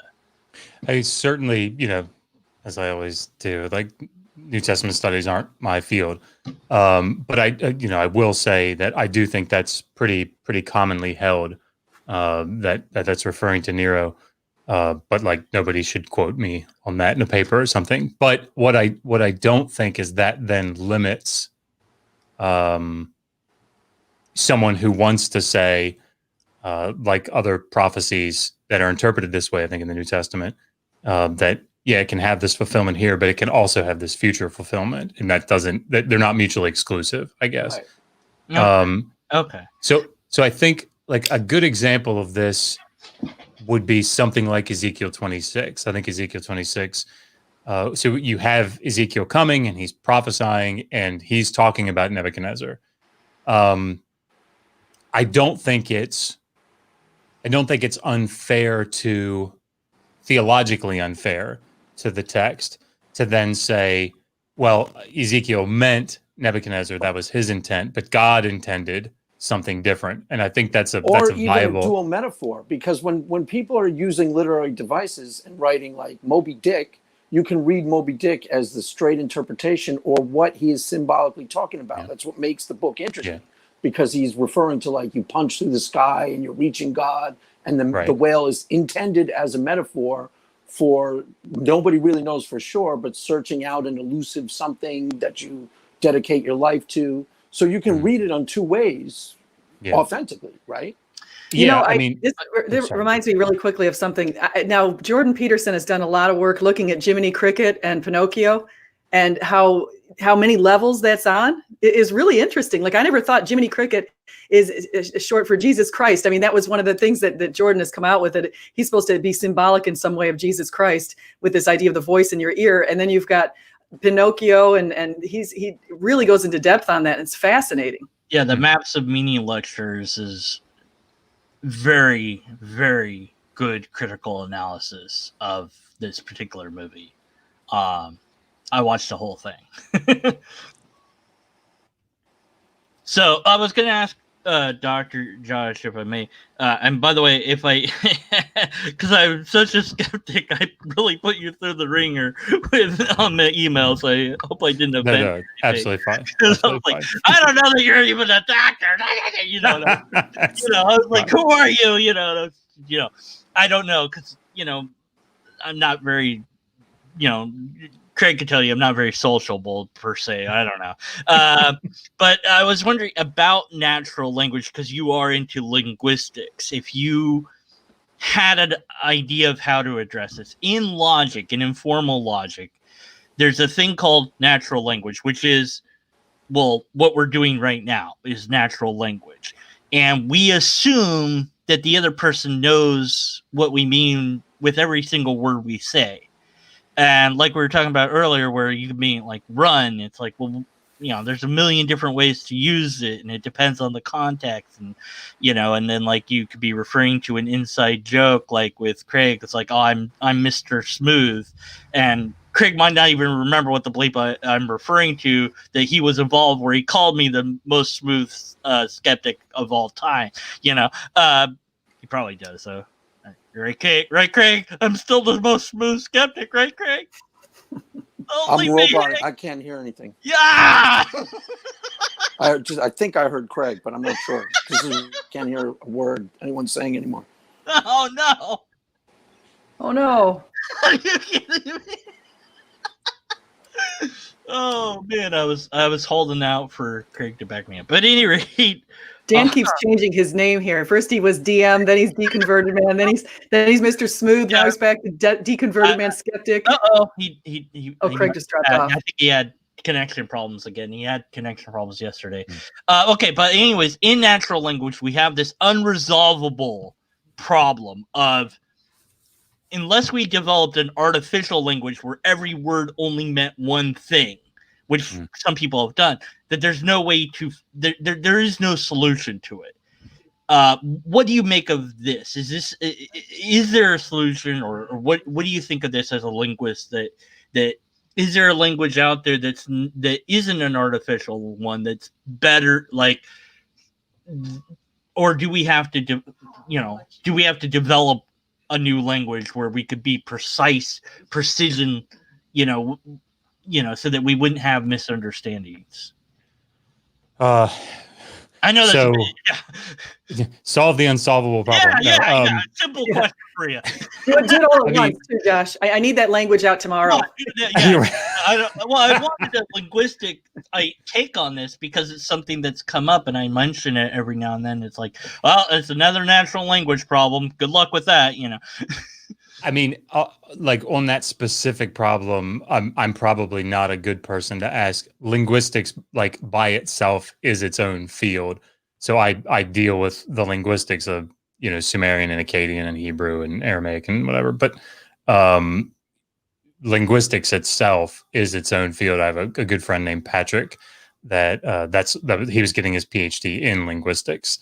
So he's probably somebody that would deal with sort of those big picture language questions. If you could pass that on to him, I mean, yeah, sure. I'd love to know the answer, or even if there is an answer, any address or any thoughts on it, just in general, that you might have. I mean, certainly, I think my advisor just published his second book, and it's sort of his magnum opus on Sumerian religion, and he's talking about in the first chapter. He goes through the history of scholarship on how people have wrestled with this seemingly unbridgeable gulf between, like, how did someone reciting an incantation, in the late 3rd millennium BCE, what was their religious experience? I mean, like, Craig, before I came in, like, you guys were talking about religious experience, and here, you're expressing it like real right now, and it's still like, can you even bridge that gulf to say, and here's there's still what a I'm chasm feeling between my experience and what? Yeah, totally. Trying to bridge the gap between 5,000 years ago, people that we don't have direct access to, and what is it that they felt? I mean, that's very complicated. And the only thing that we do have is, like, as you're saying, is these texts, right? I mean, you can use archaeological data and this material culture in general, and try to get at it a little differently, and if we can reconstruct the context, the physical context, we would have seen these shrines here or these eye sculptures facing this way, and what would that have felt like? But even then, we're coming at it through our own current lens with all of our experiences. So are you telling me that this problem has existed for, like, ever? I would imagine so. Wait, I have a question for all three of you. I think this is a good question. So if you were able to pick one time and one place in history that you could go back, and it doesn't even need to be in written history, it could be having any of the written history that we have, you could go back to this one time and this one place, where would you go? Get the lotto numbers, go back a couple weeks. I'd probably honestly go back to trench warfare, 1914 Western Front, or wherever you're going, or the invasion of Poland. Are you just hoping to get, like, a glimpse of Wonder Woman? Is that what we're doing here? Shots for whatever, Get a glimpse of what? In that Wonder Woman. Yes, Wonder Woman. See if I can see Wonder Woman. See if she was actually there. See if I can catch a rat. Wouldn't you want to go back and see if Jesus save America? Oh. Did he die again? Craig dropped off there a little bit. His internet. So I'd go back.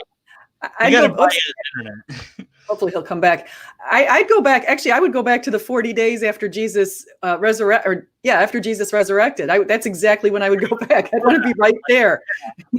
But it's like, do we know, or does anybody know, or even have I mean, obviously there's the tourist thing where they're like, here's where he was. They don't know that, but it's like when and where you would have to be to see him at all. Like, yeah, I would go back to, here's where I would go. I would go to April 3rd of the year 33, and I would go to Jerusalem, and I would just start walking around. Jesus. Hello, I do remember when I was a Christian talking to my grandfather and saying, like, when we would read through Luke 24, and it's like, can you imagine being there? Mm-hmm. And like those 40 days, or Acts 1, and like, what a lesson. Yeah, really. No one's been to Israel, right, or Jerusalem? Mm-hmm. I haven't. That's one place I really want to go. I mean, I'm dying to go there, but I always feel like, obviously not now during a pandemic, but yeah, exactly. I think it's a good place to go if you're a skeptic, because you can say Israel all the time. Israel. Yeah. Wow. Okay. Good night, everybody. I'm out. One of my Jewish friends from work, she's been to Israel a few times, and one time she went there and she actually bought me this really pretty cross that I should be wearing it. Actually, it's really pretty. It's like made out of the wood that was local to people in Israel, and so it's so I always thought that was really kind of her. Actually, she's not believing in the cross, and she buys me a cross. Okay, guys, thanks for doing this. Everything. It was really good to talk to you for a little bit, Dr. Josh, and Good to talk to you. If you get any thank you. info on my question, you could forward to me or Yeah, let definitely. me know or whatever, because I'm all into that. Because I was like, I want to fix this thing. I'll entitle the email "Solving the Unsolvable Linguistic Problem." Fix it for me. Thanks. But yeah, I mean, language is so weird, and you talk about experiences. It's like, well, I was talking to SJ about that. I'd experienced time dilution where time seemed to slow down for me. Now, even if you've never experienced that, you can kind of like picture that because you've probably seen a slow motion video or whatever, right? But you've never actually seen it from your own eyeballs. So there is a difference between seeing something on screen and seeing it like in your own head, I guess. And that's like, how do you like, is my red your red sort of thing? And it's like, man, good luck with that. I don't know. Yeah. All right, I'm done. Good night, everybody. Good Oh, day. great seeing you, Dan. Thank you for coming on. Be skeptical. Eat all the things. Nom nom nom nom. I'm a lobster. Bye. It's crazy. Now so if I had to pick another time, you know what else I would think? I might even want to go back about 50,000 years. My dog is shaking here. I might want to go back about 50,000 years and see I'd be interested to see what those people, like what form were they in, these you know what I mean? Would you have to stay there is the question. That's that's my big thing. Oh, okay. All right. Because I'm like thinking, can I really deal with not having my iPhone? Like, really, is that really something I could handle? Yeah, I'd like to go back to the time when social media wasn't invented and I wasn't completely addicted to it. I remember having one of those old, like the big flip phones. That plastic. Those are fun. You had to pull the antenna out. Yeah. My dad had the Motorola brick. You guys remember that? The big.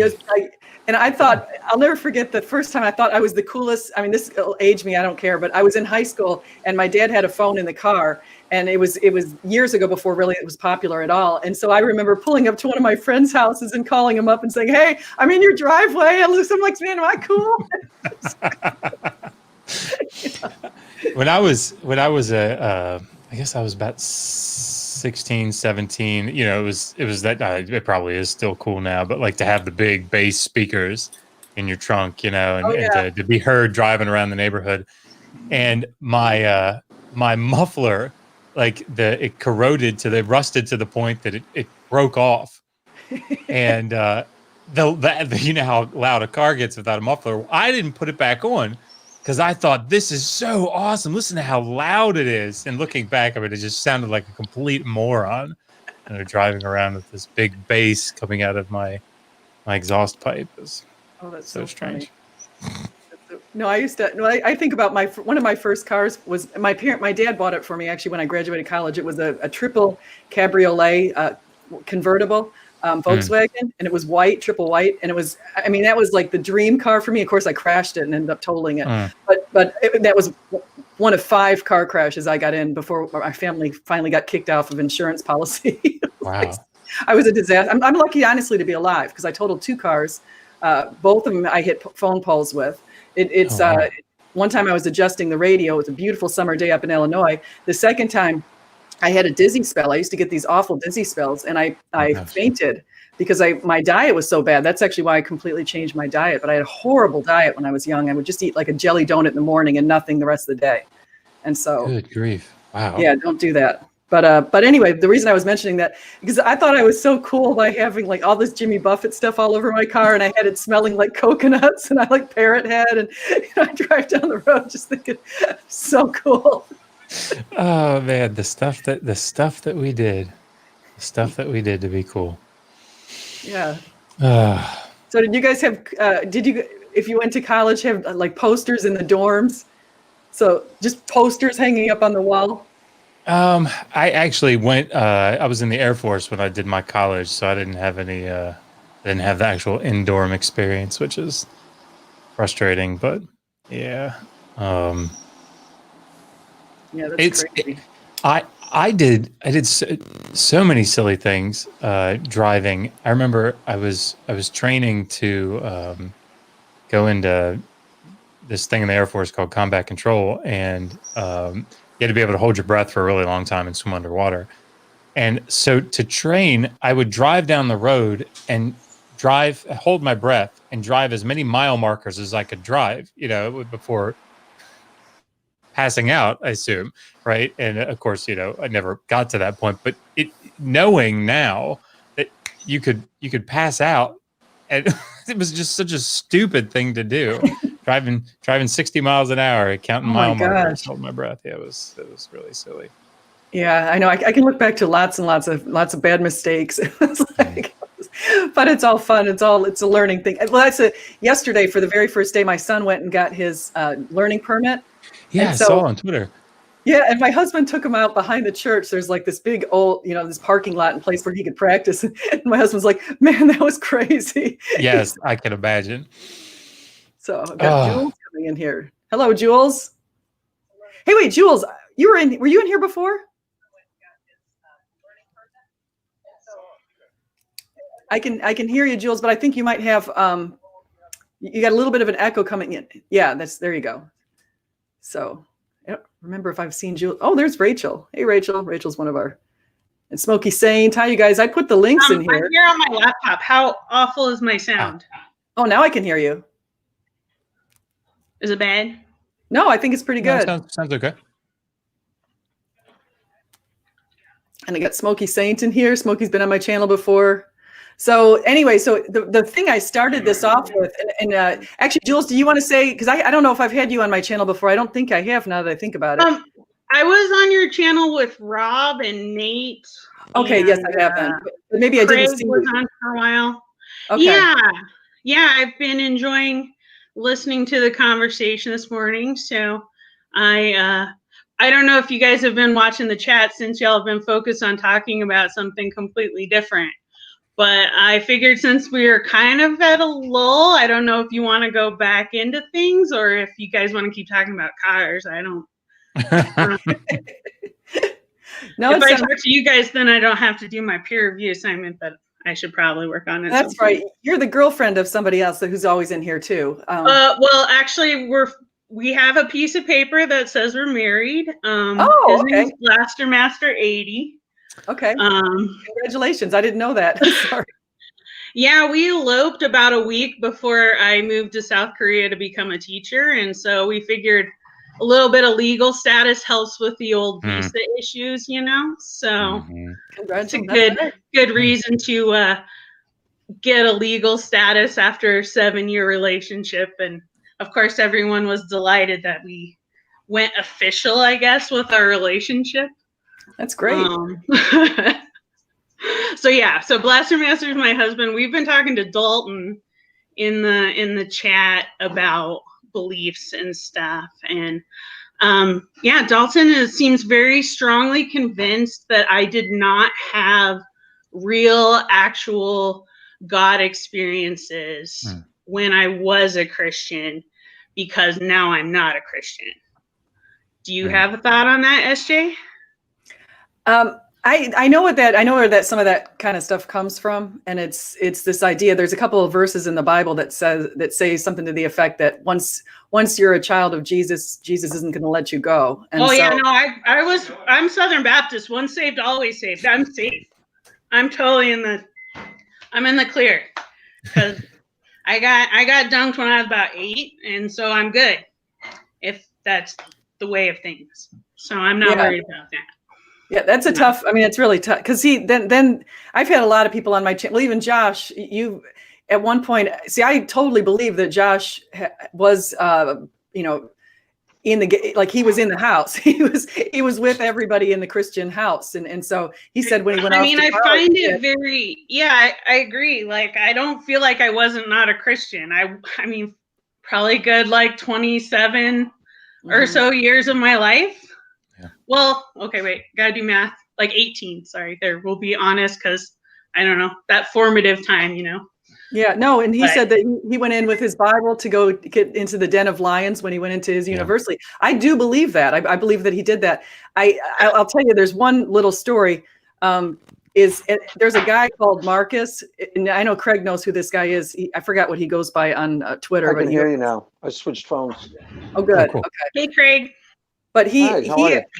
he was the idea where he was a preacher, and then that's what he calls himself ex-preacher or something like that. But then he was and then he became an atheist, and he said when he was an atheist, there was a thing you could tell him that would change his mind, and now he's back to being a Christian. And so I always wonder in these cases where if you have someone who's a Christian initially and then leaves and then maybe comes back, and so maybe that if I say right now you two are definitely either agnostic or atheist or whatever, but maybe there's still a chance. You guys are welcome back if you tithe.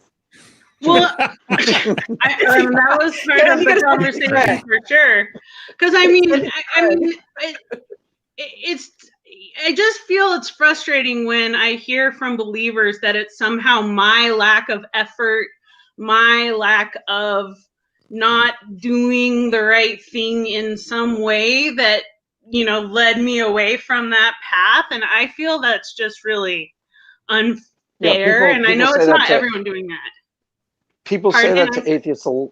People say that to atheists a lot, and it's basically counterproductive because you're basically saying, you don't know what you experienced in your life, and you don't know what you went through. So you were a Christian at one point, and then gradually, I don't know you personally, but I've talked to a lot of atheists about their deconversions, and either gradually or they started to become less convinced that what was going on in front of them was actually connected to an ontology. And then, they started the ball rolling. In Josh's case, I think he said he went to a university and found out some of the things that he was being taught as absolutely case closed true were false. So what does he do, right? Josh, is that what happened? Is that fair? Yeah. That's fair. Okay. So yeah, I understand that. And in Josh's case, it makes complete sense. Because if someone's saying to you, I'm pretty sure they even said this directly to you, Josh, if this is ever shown to be false, don't think. Yeah, sorry, you broke up right there. Oh, no. Right there at the end. But yeah, I mean, it was almost one of these things that obviously this will never be shown to be false. So, if it ever is, that those would be the consequences. And I get it. And while it used to frustrate me more online, there was a guy who I think I'm friends with now. It's hard to tell sometimes. Bob is his name. I can't remember the rest of his handle, but he's on Twitter. And I had this conversation with him, and I get it. I understand the rationale because I would have said the same thing, right? It's one of the things that I said to him, like, beware if you ever leave the faith, what you're saying to other people, they're going to say to you. I mean, it's sort of part and parcel. Funny. So he's saying the exact same things to you that you used to say to other people. Oh yeah, absolutely. And I get it. And I guess I don't begrudge people that, that interpretation of the text, because I do think that's a reasonable conclusion from the text. But I think one of the things that is unique about, and I know with Master Blaster, I think the two of you are both agnostics or something, but one thing that's unique, like even with you and Skylar and some other people that I've met, is that you have wives who are Christian. And so there is a verse in the Bible that says something, it's in one of the Corinthians. I don't remember if it's 1st or 2nd Corinthians, but it says something like, if you're married to a Christian by virtue of that, you could also be considered in God's house or something. I was wondering what you thought about that first, if you know it. I think Paul's talking, again, New Testament, not my field, but I think Paul's talking there about sort of remaining in the positions that you're in. Don't sort of with that trope. Don't seek to leave situations because end is coming, right? We don't have much longer. So I think in that case, this idea of don't sue people, 1 Corinthians 6, don't enter into lawsuits, be defrauded. And I think if I remember, I think that's sort of what his point is that, all these things about it's better not to marry, but if it's better to marry than to burn, so like it's sort of these very practical, I don't know, reasonings. I think that he's laying out. So yeah, I mean, I think his point was, as you say, there's this strong potential for there to be influence. That the believing spouse will lead the unbelieving spouse to Christ. So I think that's what he was getting at. But nobody should quote me in a paper on that. I'm going to quote you in a paper now. And Yeah, Dr. right. And I quote. Oh gosh. Then you miss. Oh, now we just lost. We just lost Jules. I think they were saying that they can't hear her. Can't hear you, Jules. Oh, okay. She's coming back here. Wait, I got her. Hold on. You're back, Jules. No, suddenly we can't hear you. Can you guys hear her? Mm-mm. Now we just lost Craig. My husband's trying to make me wear my stupid gaming headphones, and the mic isn't connecting. Oh, the gaming headphones is styling. Look at that green. Yeah, they're very fancy. You got to have your gamer flair for sure. So very important. So sorry to interrupt what was a very interesting comment and point. I mean, I think being like Ryan definitely like went fuller in discarding his beliefs before I took the plunge all the way. He actually drunk told my parents that I was an atheist, which was kind of a good Band-Aid ripoff in a way. Although, of course, my mom was very devastated, and it was hard to get her to stop crying and have to tell her stuff like that. But now everything's fine. But so I mean, yeah, I think I felt very guilty as a Christian with a partner who was not a believer, because I guess maybe the Southern Baptists that I congregated with focused way more on the unequal yoke than you're like coming into the flock because that one person's arm is around you. Right. I didn't get that lecture, so maybe that would have been a useful verse for me to find. Right. One thing I want to say about Southern Baptist, because that's the church I go to. I go to a Southern Baptist church, but I haven't been there in a while because of the pandemic. I'm only saying that because that was like the denomination that I was raised in and most affiliated with. So I just want to mention that the thing that I think is unique about Southern Baptist is it's not at all like the Catholic Church where I was raised.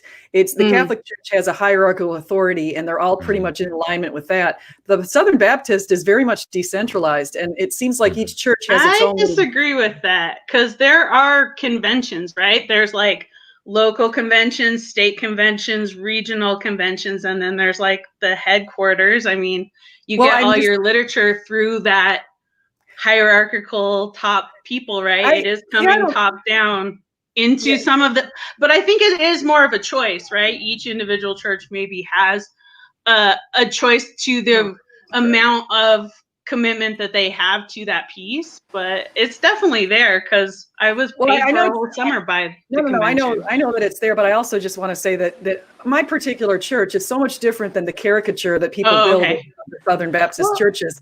And it's just, I don't have any of this pushy, like they're not pushy, they're not any of that kind of stuff. And so when I hear these caricatures, I'm like, where are you going? Like, well, I mean, some of these places. So should I just talk about like my home church's stance would have been XYZ? Is that a more honest way to represent that, do you feel, than to say the exact? Because I mean, Christian's just too big of a word for me. And I want to say that this was the piece of the pie that I was served.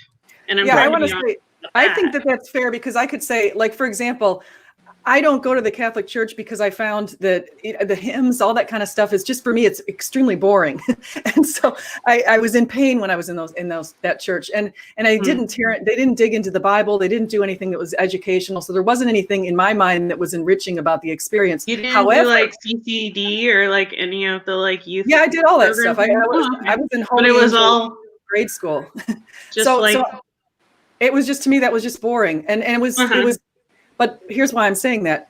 If I went to Brant Petrie's Catholic, like if Brant Petrie was standing and being the priest in a Catholic church and I'm listening to him, he really digs in there. He does all kinds of really deep, thorough investigations. I'd be back at the Catholic Church. I'm not against Catholicism. I'm against having I like to have a really rich time in the service where I'm learning. So that's all I'm saying. So I'm not, in fact, if I leave this area that I'm in right now, I'm not necessarily going to end up in a Baptist church. I could end up in some other faith depending on where we move. So I suppose too, I grew up in a university town. So my church like coordinated the college group as well. So, I mean, always being around the like college SBD. I mean, it was called BSM when I was there, but I think it's like BCM now or something. But, you know, having that group pressure and formation constantly kind of bombarding you too maybe makes me think more in that kind of denominational mindset Where than is like this? It was in North Idaho. Oh, okay. Yeah, I mean, they're definitely they're even within a Southern Baptist, there are going to be differences in how they approach. Like some groups are going to be more like. I guess I was aggressive. just hoping that you guys didn't feel I was like whitewashing like all Southern Baptists, like being too superlative in my generalities or statements. Now I found the verse that I was referring to with Josh. Oh, okay. Let me just see what it says. So it's 1 Corinthians 7, number 14. It says, for the unbelieving husband has been sanctified through his wife, and the unbelieving wife has been sanctified through her believing husband.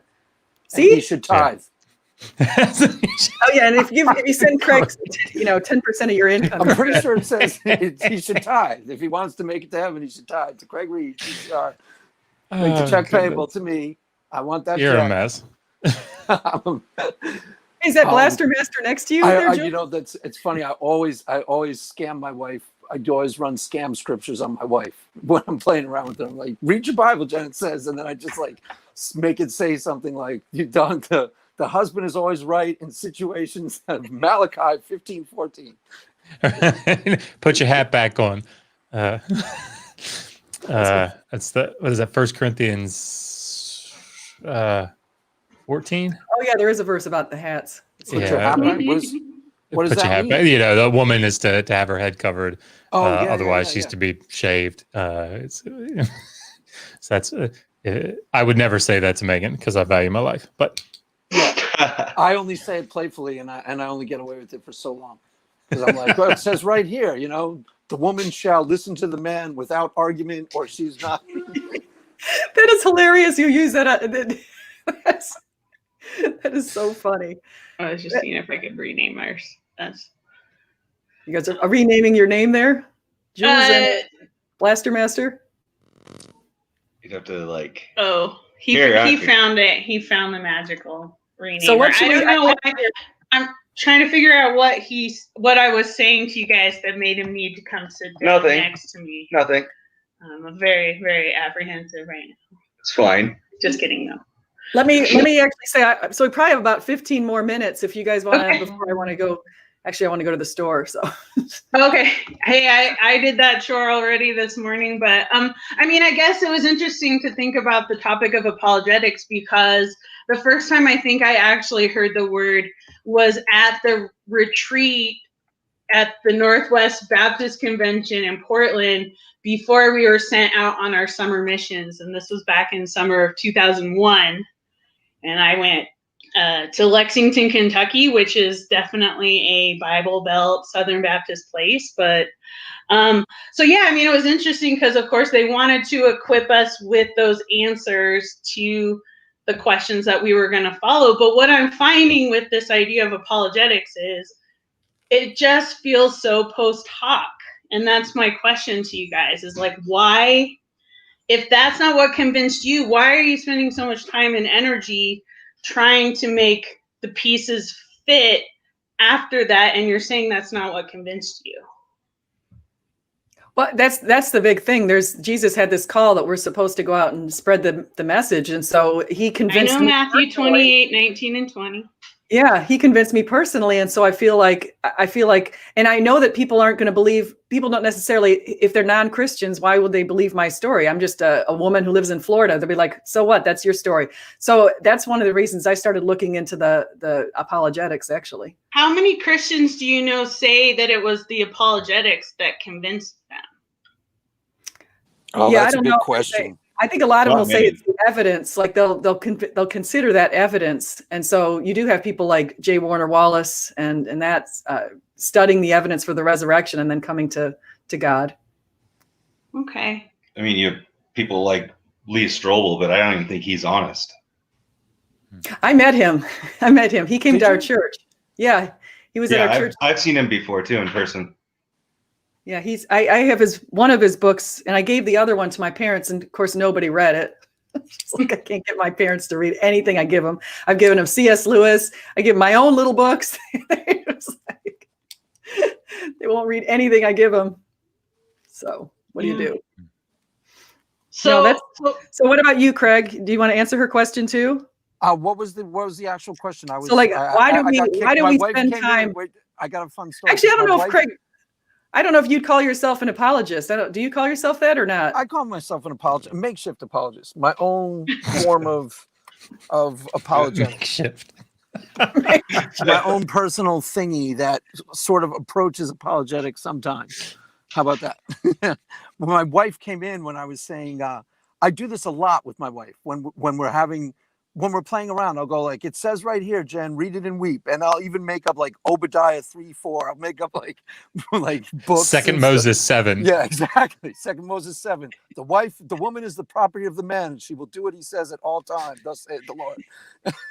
I believe wives are supposed to submit to their husbands. I think that's I know. Tell my might be wife a it little says bit that, more. please. Tell my wife that's what it says. Sorry, I'm way too much of a feminist to believe any of that garbage. Yeah, well, she doesn't see that particular passage, so Actually, let me ask all three of you who are atheists or agnostics in here. Did all of you come from the young Earth creation sort of belief system? Yeah, I did. Yes and no. I don't think I spent time thinking about it as much as I probably should have to have fallen in a particular camp. Right. So they were technically young Earth creationists, but you didn't really. There wasn't. I mean, like a yeah. class in it So or definitely, something. I would feel like the home church that I grew up in would have been trying to advocate for a young Earth, literal. Yeah, that's fair. Literal Because interpretation. a lot of times, like at the church I go to, some of this stuff that gets discussed, was like Skylar does a lot of arguments about violence in the Old Testament. Most of the people at the church I attend who are actual practicing Christians have no idea about these debates. They don't know who the Amalekites are.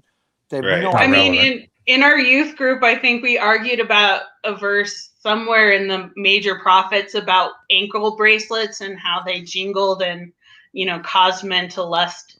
And so, right. I mean, so you get bogged down in like really like finite arguments, but yeah, I don't think. And a lot of times, I wonder.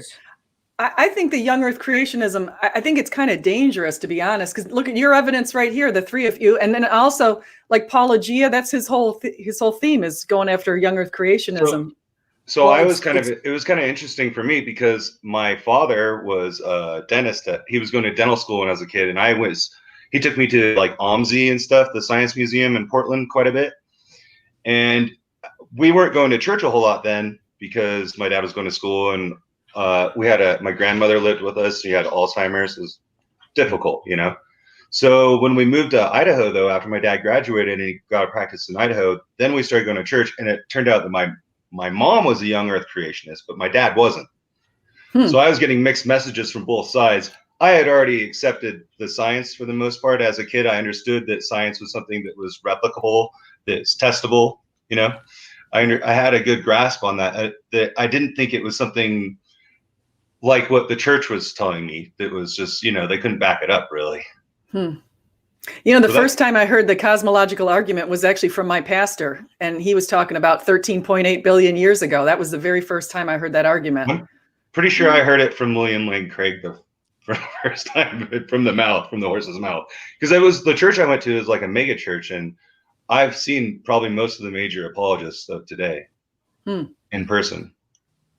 I mean, I think to like deliberately learning the subject science like in a public school context and then being in the church context, you could kind of ride that line of being like, well, this is stuff that I know for school and this is kind of how we conceptualize it at church, and I never thought that I needed to really like make sure that kind of the Bible stories were actually comporting with the public school science that I was responsible for learning, or at least demonstrating knowledge of. Yeah, I mean, I think for me, I sort of had this, I don't know, defeater for really anybody that would challenge me on this, because I say defeater, for me, it was completely sufficient. You know, if somebody said to me, well, look, the Earth is, you know, you can tell the Earth is, 14 billion years old. I would say, well, how old did Adam look when he was 5 seconds old? You know, he probably looked 30, right? But he was only 5 seconds old. He was created with apparent age.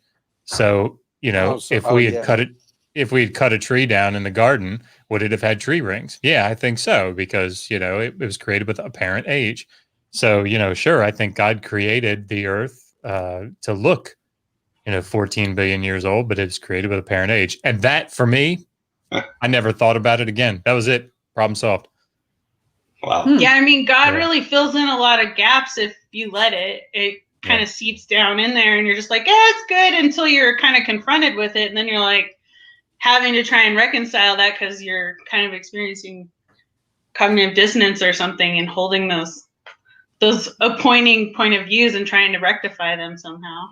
No, that's fascinating. I just think that that's one of the things. I hadn't really looked into what our church believed. I didn't really know what they stood for as far as young earth or old earth. And then our pastor had this one sermon where he said that, and I thought, oh, okay, so that's where they are. So that's not something that we really talk about. And a lot of times that's something I think that might even be more prevalent in the United States than in other parts of the world. This whole young earth idea. I could be wrong though. I'm pretty sure it's more prevalent here than other places. Yeah, I think you're right. Yeah.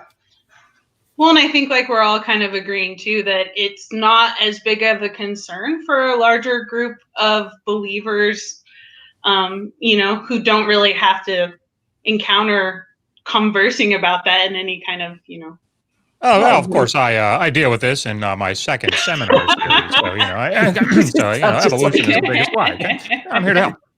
That's a picture of my wife. Right. That's what I mean, SJ, maybe something that stands out for you as well is that you maybe have attended more churches, or at least been members within more congregations. And I think maybe staying within one congregation perhaps, kind of prevents stuff. I'm sorry, Dr. Josh, were we supposed to be being silly? I'm still being silly. No, I think I'll say when I grew up, I went to one church. I only went to the Catholic church, the one that belonged to the school I was attending. But then when we moved down here, I started sampling a lot. Like I never seemed to find my home until just the very end. I tried the Catholic church. Then I got married in the Lutheran church because my husband actually considers himself a Lutheran. Then we went to the Catholic and the Lutheran churches in this area that I'm in now. And I just, again, I found that it just to be not very enlightening. And so then I tried another Baptist church. I walked into it and I felt like it was kind of weird. I didn't feel connected there. And the first thing they did was they were asking for money as I'm coming through the door practically. Whoa, I thought, what is handing this? you a paper skirt.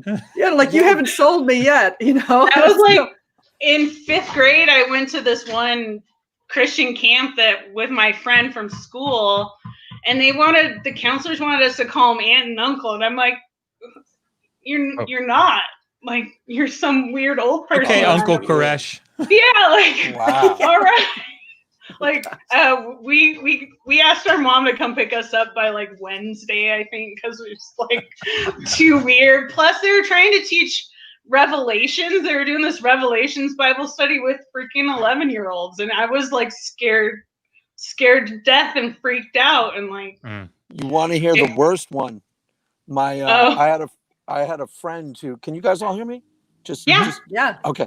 I had a friend who was he wasn't going through a divorce, but he was really struggling in his relationship with his wife, and they were talking about divorce, and he was really going through some trials. He's only a marginal Christian, and I was like, why don't you try calling the prayer line? He's like, I think I really will. And I gave him a number just of like just a couple of people, and I'm like, how did that go? And he's like, they asked me for money. I'm like, oh my God. That was so painful. That's why I don't push people towards this pastor or that pastor. Because as soon as I say, this guy has my seal of approval, they'll say something really stupid and make me look bad. That was one of the things that, like, when I pastored that church out in Virginia, that was one of the things that the senior pastor and I sort of really tried hard not to do, was really ever talk about money from the pulpit, because it seemed to have it seemed to work out really well if you didn't, because people would see a need and they would just give. So yeah, it was it never worked out well. You pastored a church. You pastored a church for a season? 7 years. Oh wow. Awesome. Yeah, it was interesting in Kentucky as a summer missionary, because every Sunday morning we were at one church. By Sunday night, we were at a different church, and probably on Wednesday night, we were eating supper at a different church. So I got to sample quite a bit, but I only got that kind of one-time snippet of unless we were working like the whole week to do like VBS or something with the church, then I maybe got to kind of see a little bit more of what was going on. But I mean, I remember going from North Idaho, which is kind of more associated with like Seattle, Portland kind of area than like Southern Idaho. And so, kind of grungy hipster people. Hippie, hipster, yeah. And so after, like a month in Kentucky, I was like, can we just hear one chord on the guitar strummed? Like, if I hear one more piano, if we sing in the second or first and third verses here, and maybe follow up with the final chorus again, just because we're really feeling it. The African American church was definitely the best. That was the one where like 2 hours pass and you're like, wow, what have I even been doing? This is amazing. You get really like engrossed in the experience. But they mean business, and the music is 100 times better than. That's what I like about. At my Baptist church, that's what I like about it. The music is awesome. It's like Christian radio. So I have Christian radio stations in my car. I've got 4 Christian radio stations. So I don't have as many as Putty on Seinfeld, but Julie and I both played in the band. Yeah. We both performed. Did you see the episode on Seinfeld with Putty when Elaine discovered he was a Christian? I'm not the one going to hell. So yeah, he's like conservative. So yeah. And then they go sit down in marriage counseling. Hey, well, you're both going to hell. Did you guys ever see the Simpsons one? The Simpsons one is fantastic, where Homer skips church. He's like, oh, stupid itchy church pants. And then she's like, and Marge is like, Homer, I don't want them thinking their father is wicked. Oh my gosh, you're doing great. Yeah, that was pretty good. The best Simpsons Christian parody I like is when Bart switches out the hymn for In the Ganda Vita. And so the organist is sitting there going, wah, wah, and she dies like at the end because she does the full organ solo. And it says like... And then in the middle of the song, Pastor Lovejoy's like, this sounds like the rock and or roll. But they're sitting there singing In the Ganda Vita, and Homer's like, remember when we used to make out to this hymn, Marge?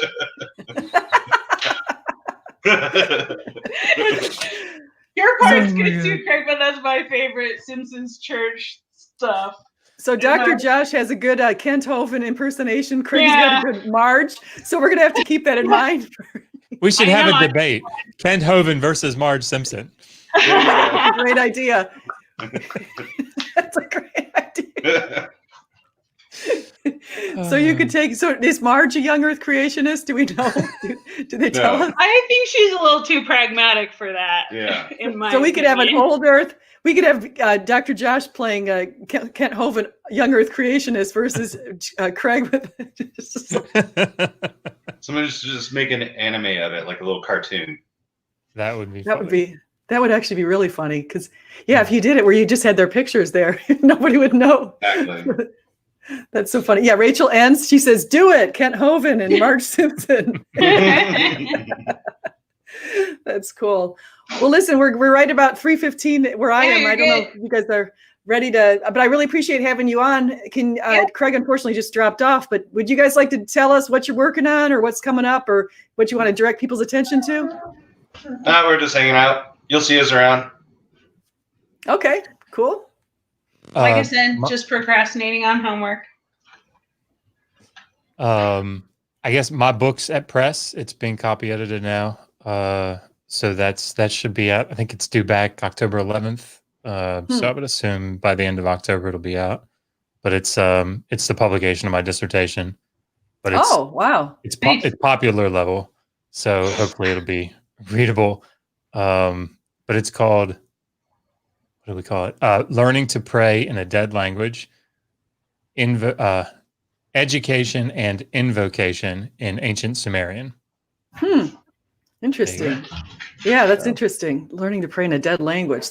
And I think that was some of the stuff Dan Deconverted Man was talking about a little bit about how it's one of those things that languages are developed in a context. And if you take the person out of the context and try to understand the language, some of those idioms can throw you off. And this is just to plug it real quick. Sorry. But one of the things that was the most fun about the dissertation was we had, these are Sumerian liturgies. And they're these texts that are recited by a particular type of priest. And by this point, Sumerian's a dead language, so nobody understands it when you speak it, and only a certain very elite group of people learn to write it. How confident are you about the phones and phonemes that you guys are using to represent the sounds? Well, that's part of what my dissertation was about. So the tablets, the tablets that I worked with are. If you guys have ever had to write your name out, your full name out for like a graduation ceremony, and you had to write it phonetically, like JAHSHOE-WAH,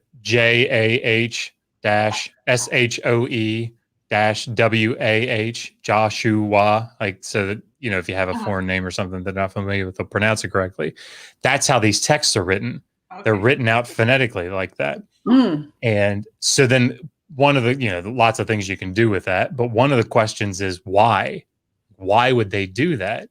Because there's no pattern. There's no real pattern to it. They don't use the same types of signs and the same syllables to represent these texts, these different words. There's no consistency in it. So it's not like, even if you know what the text is, you're probably not going to know what you're reading.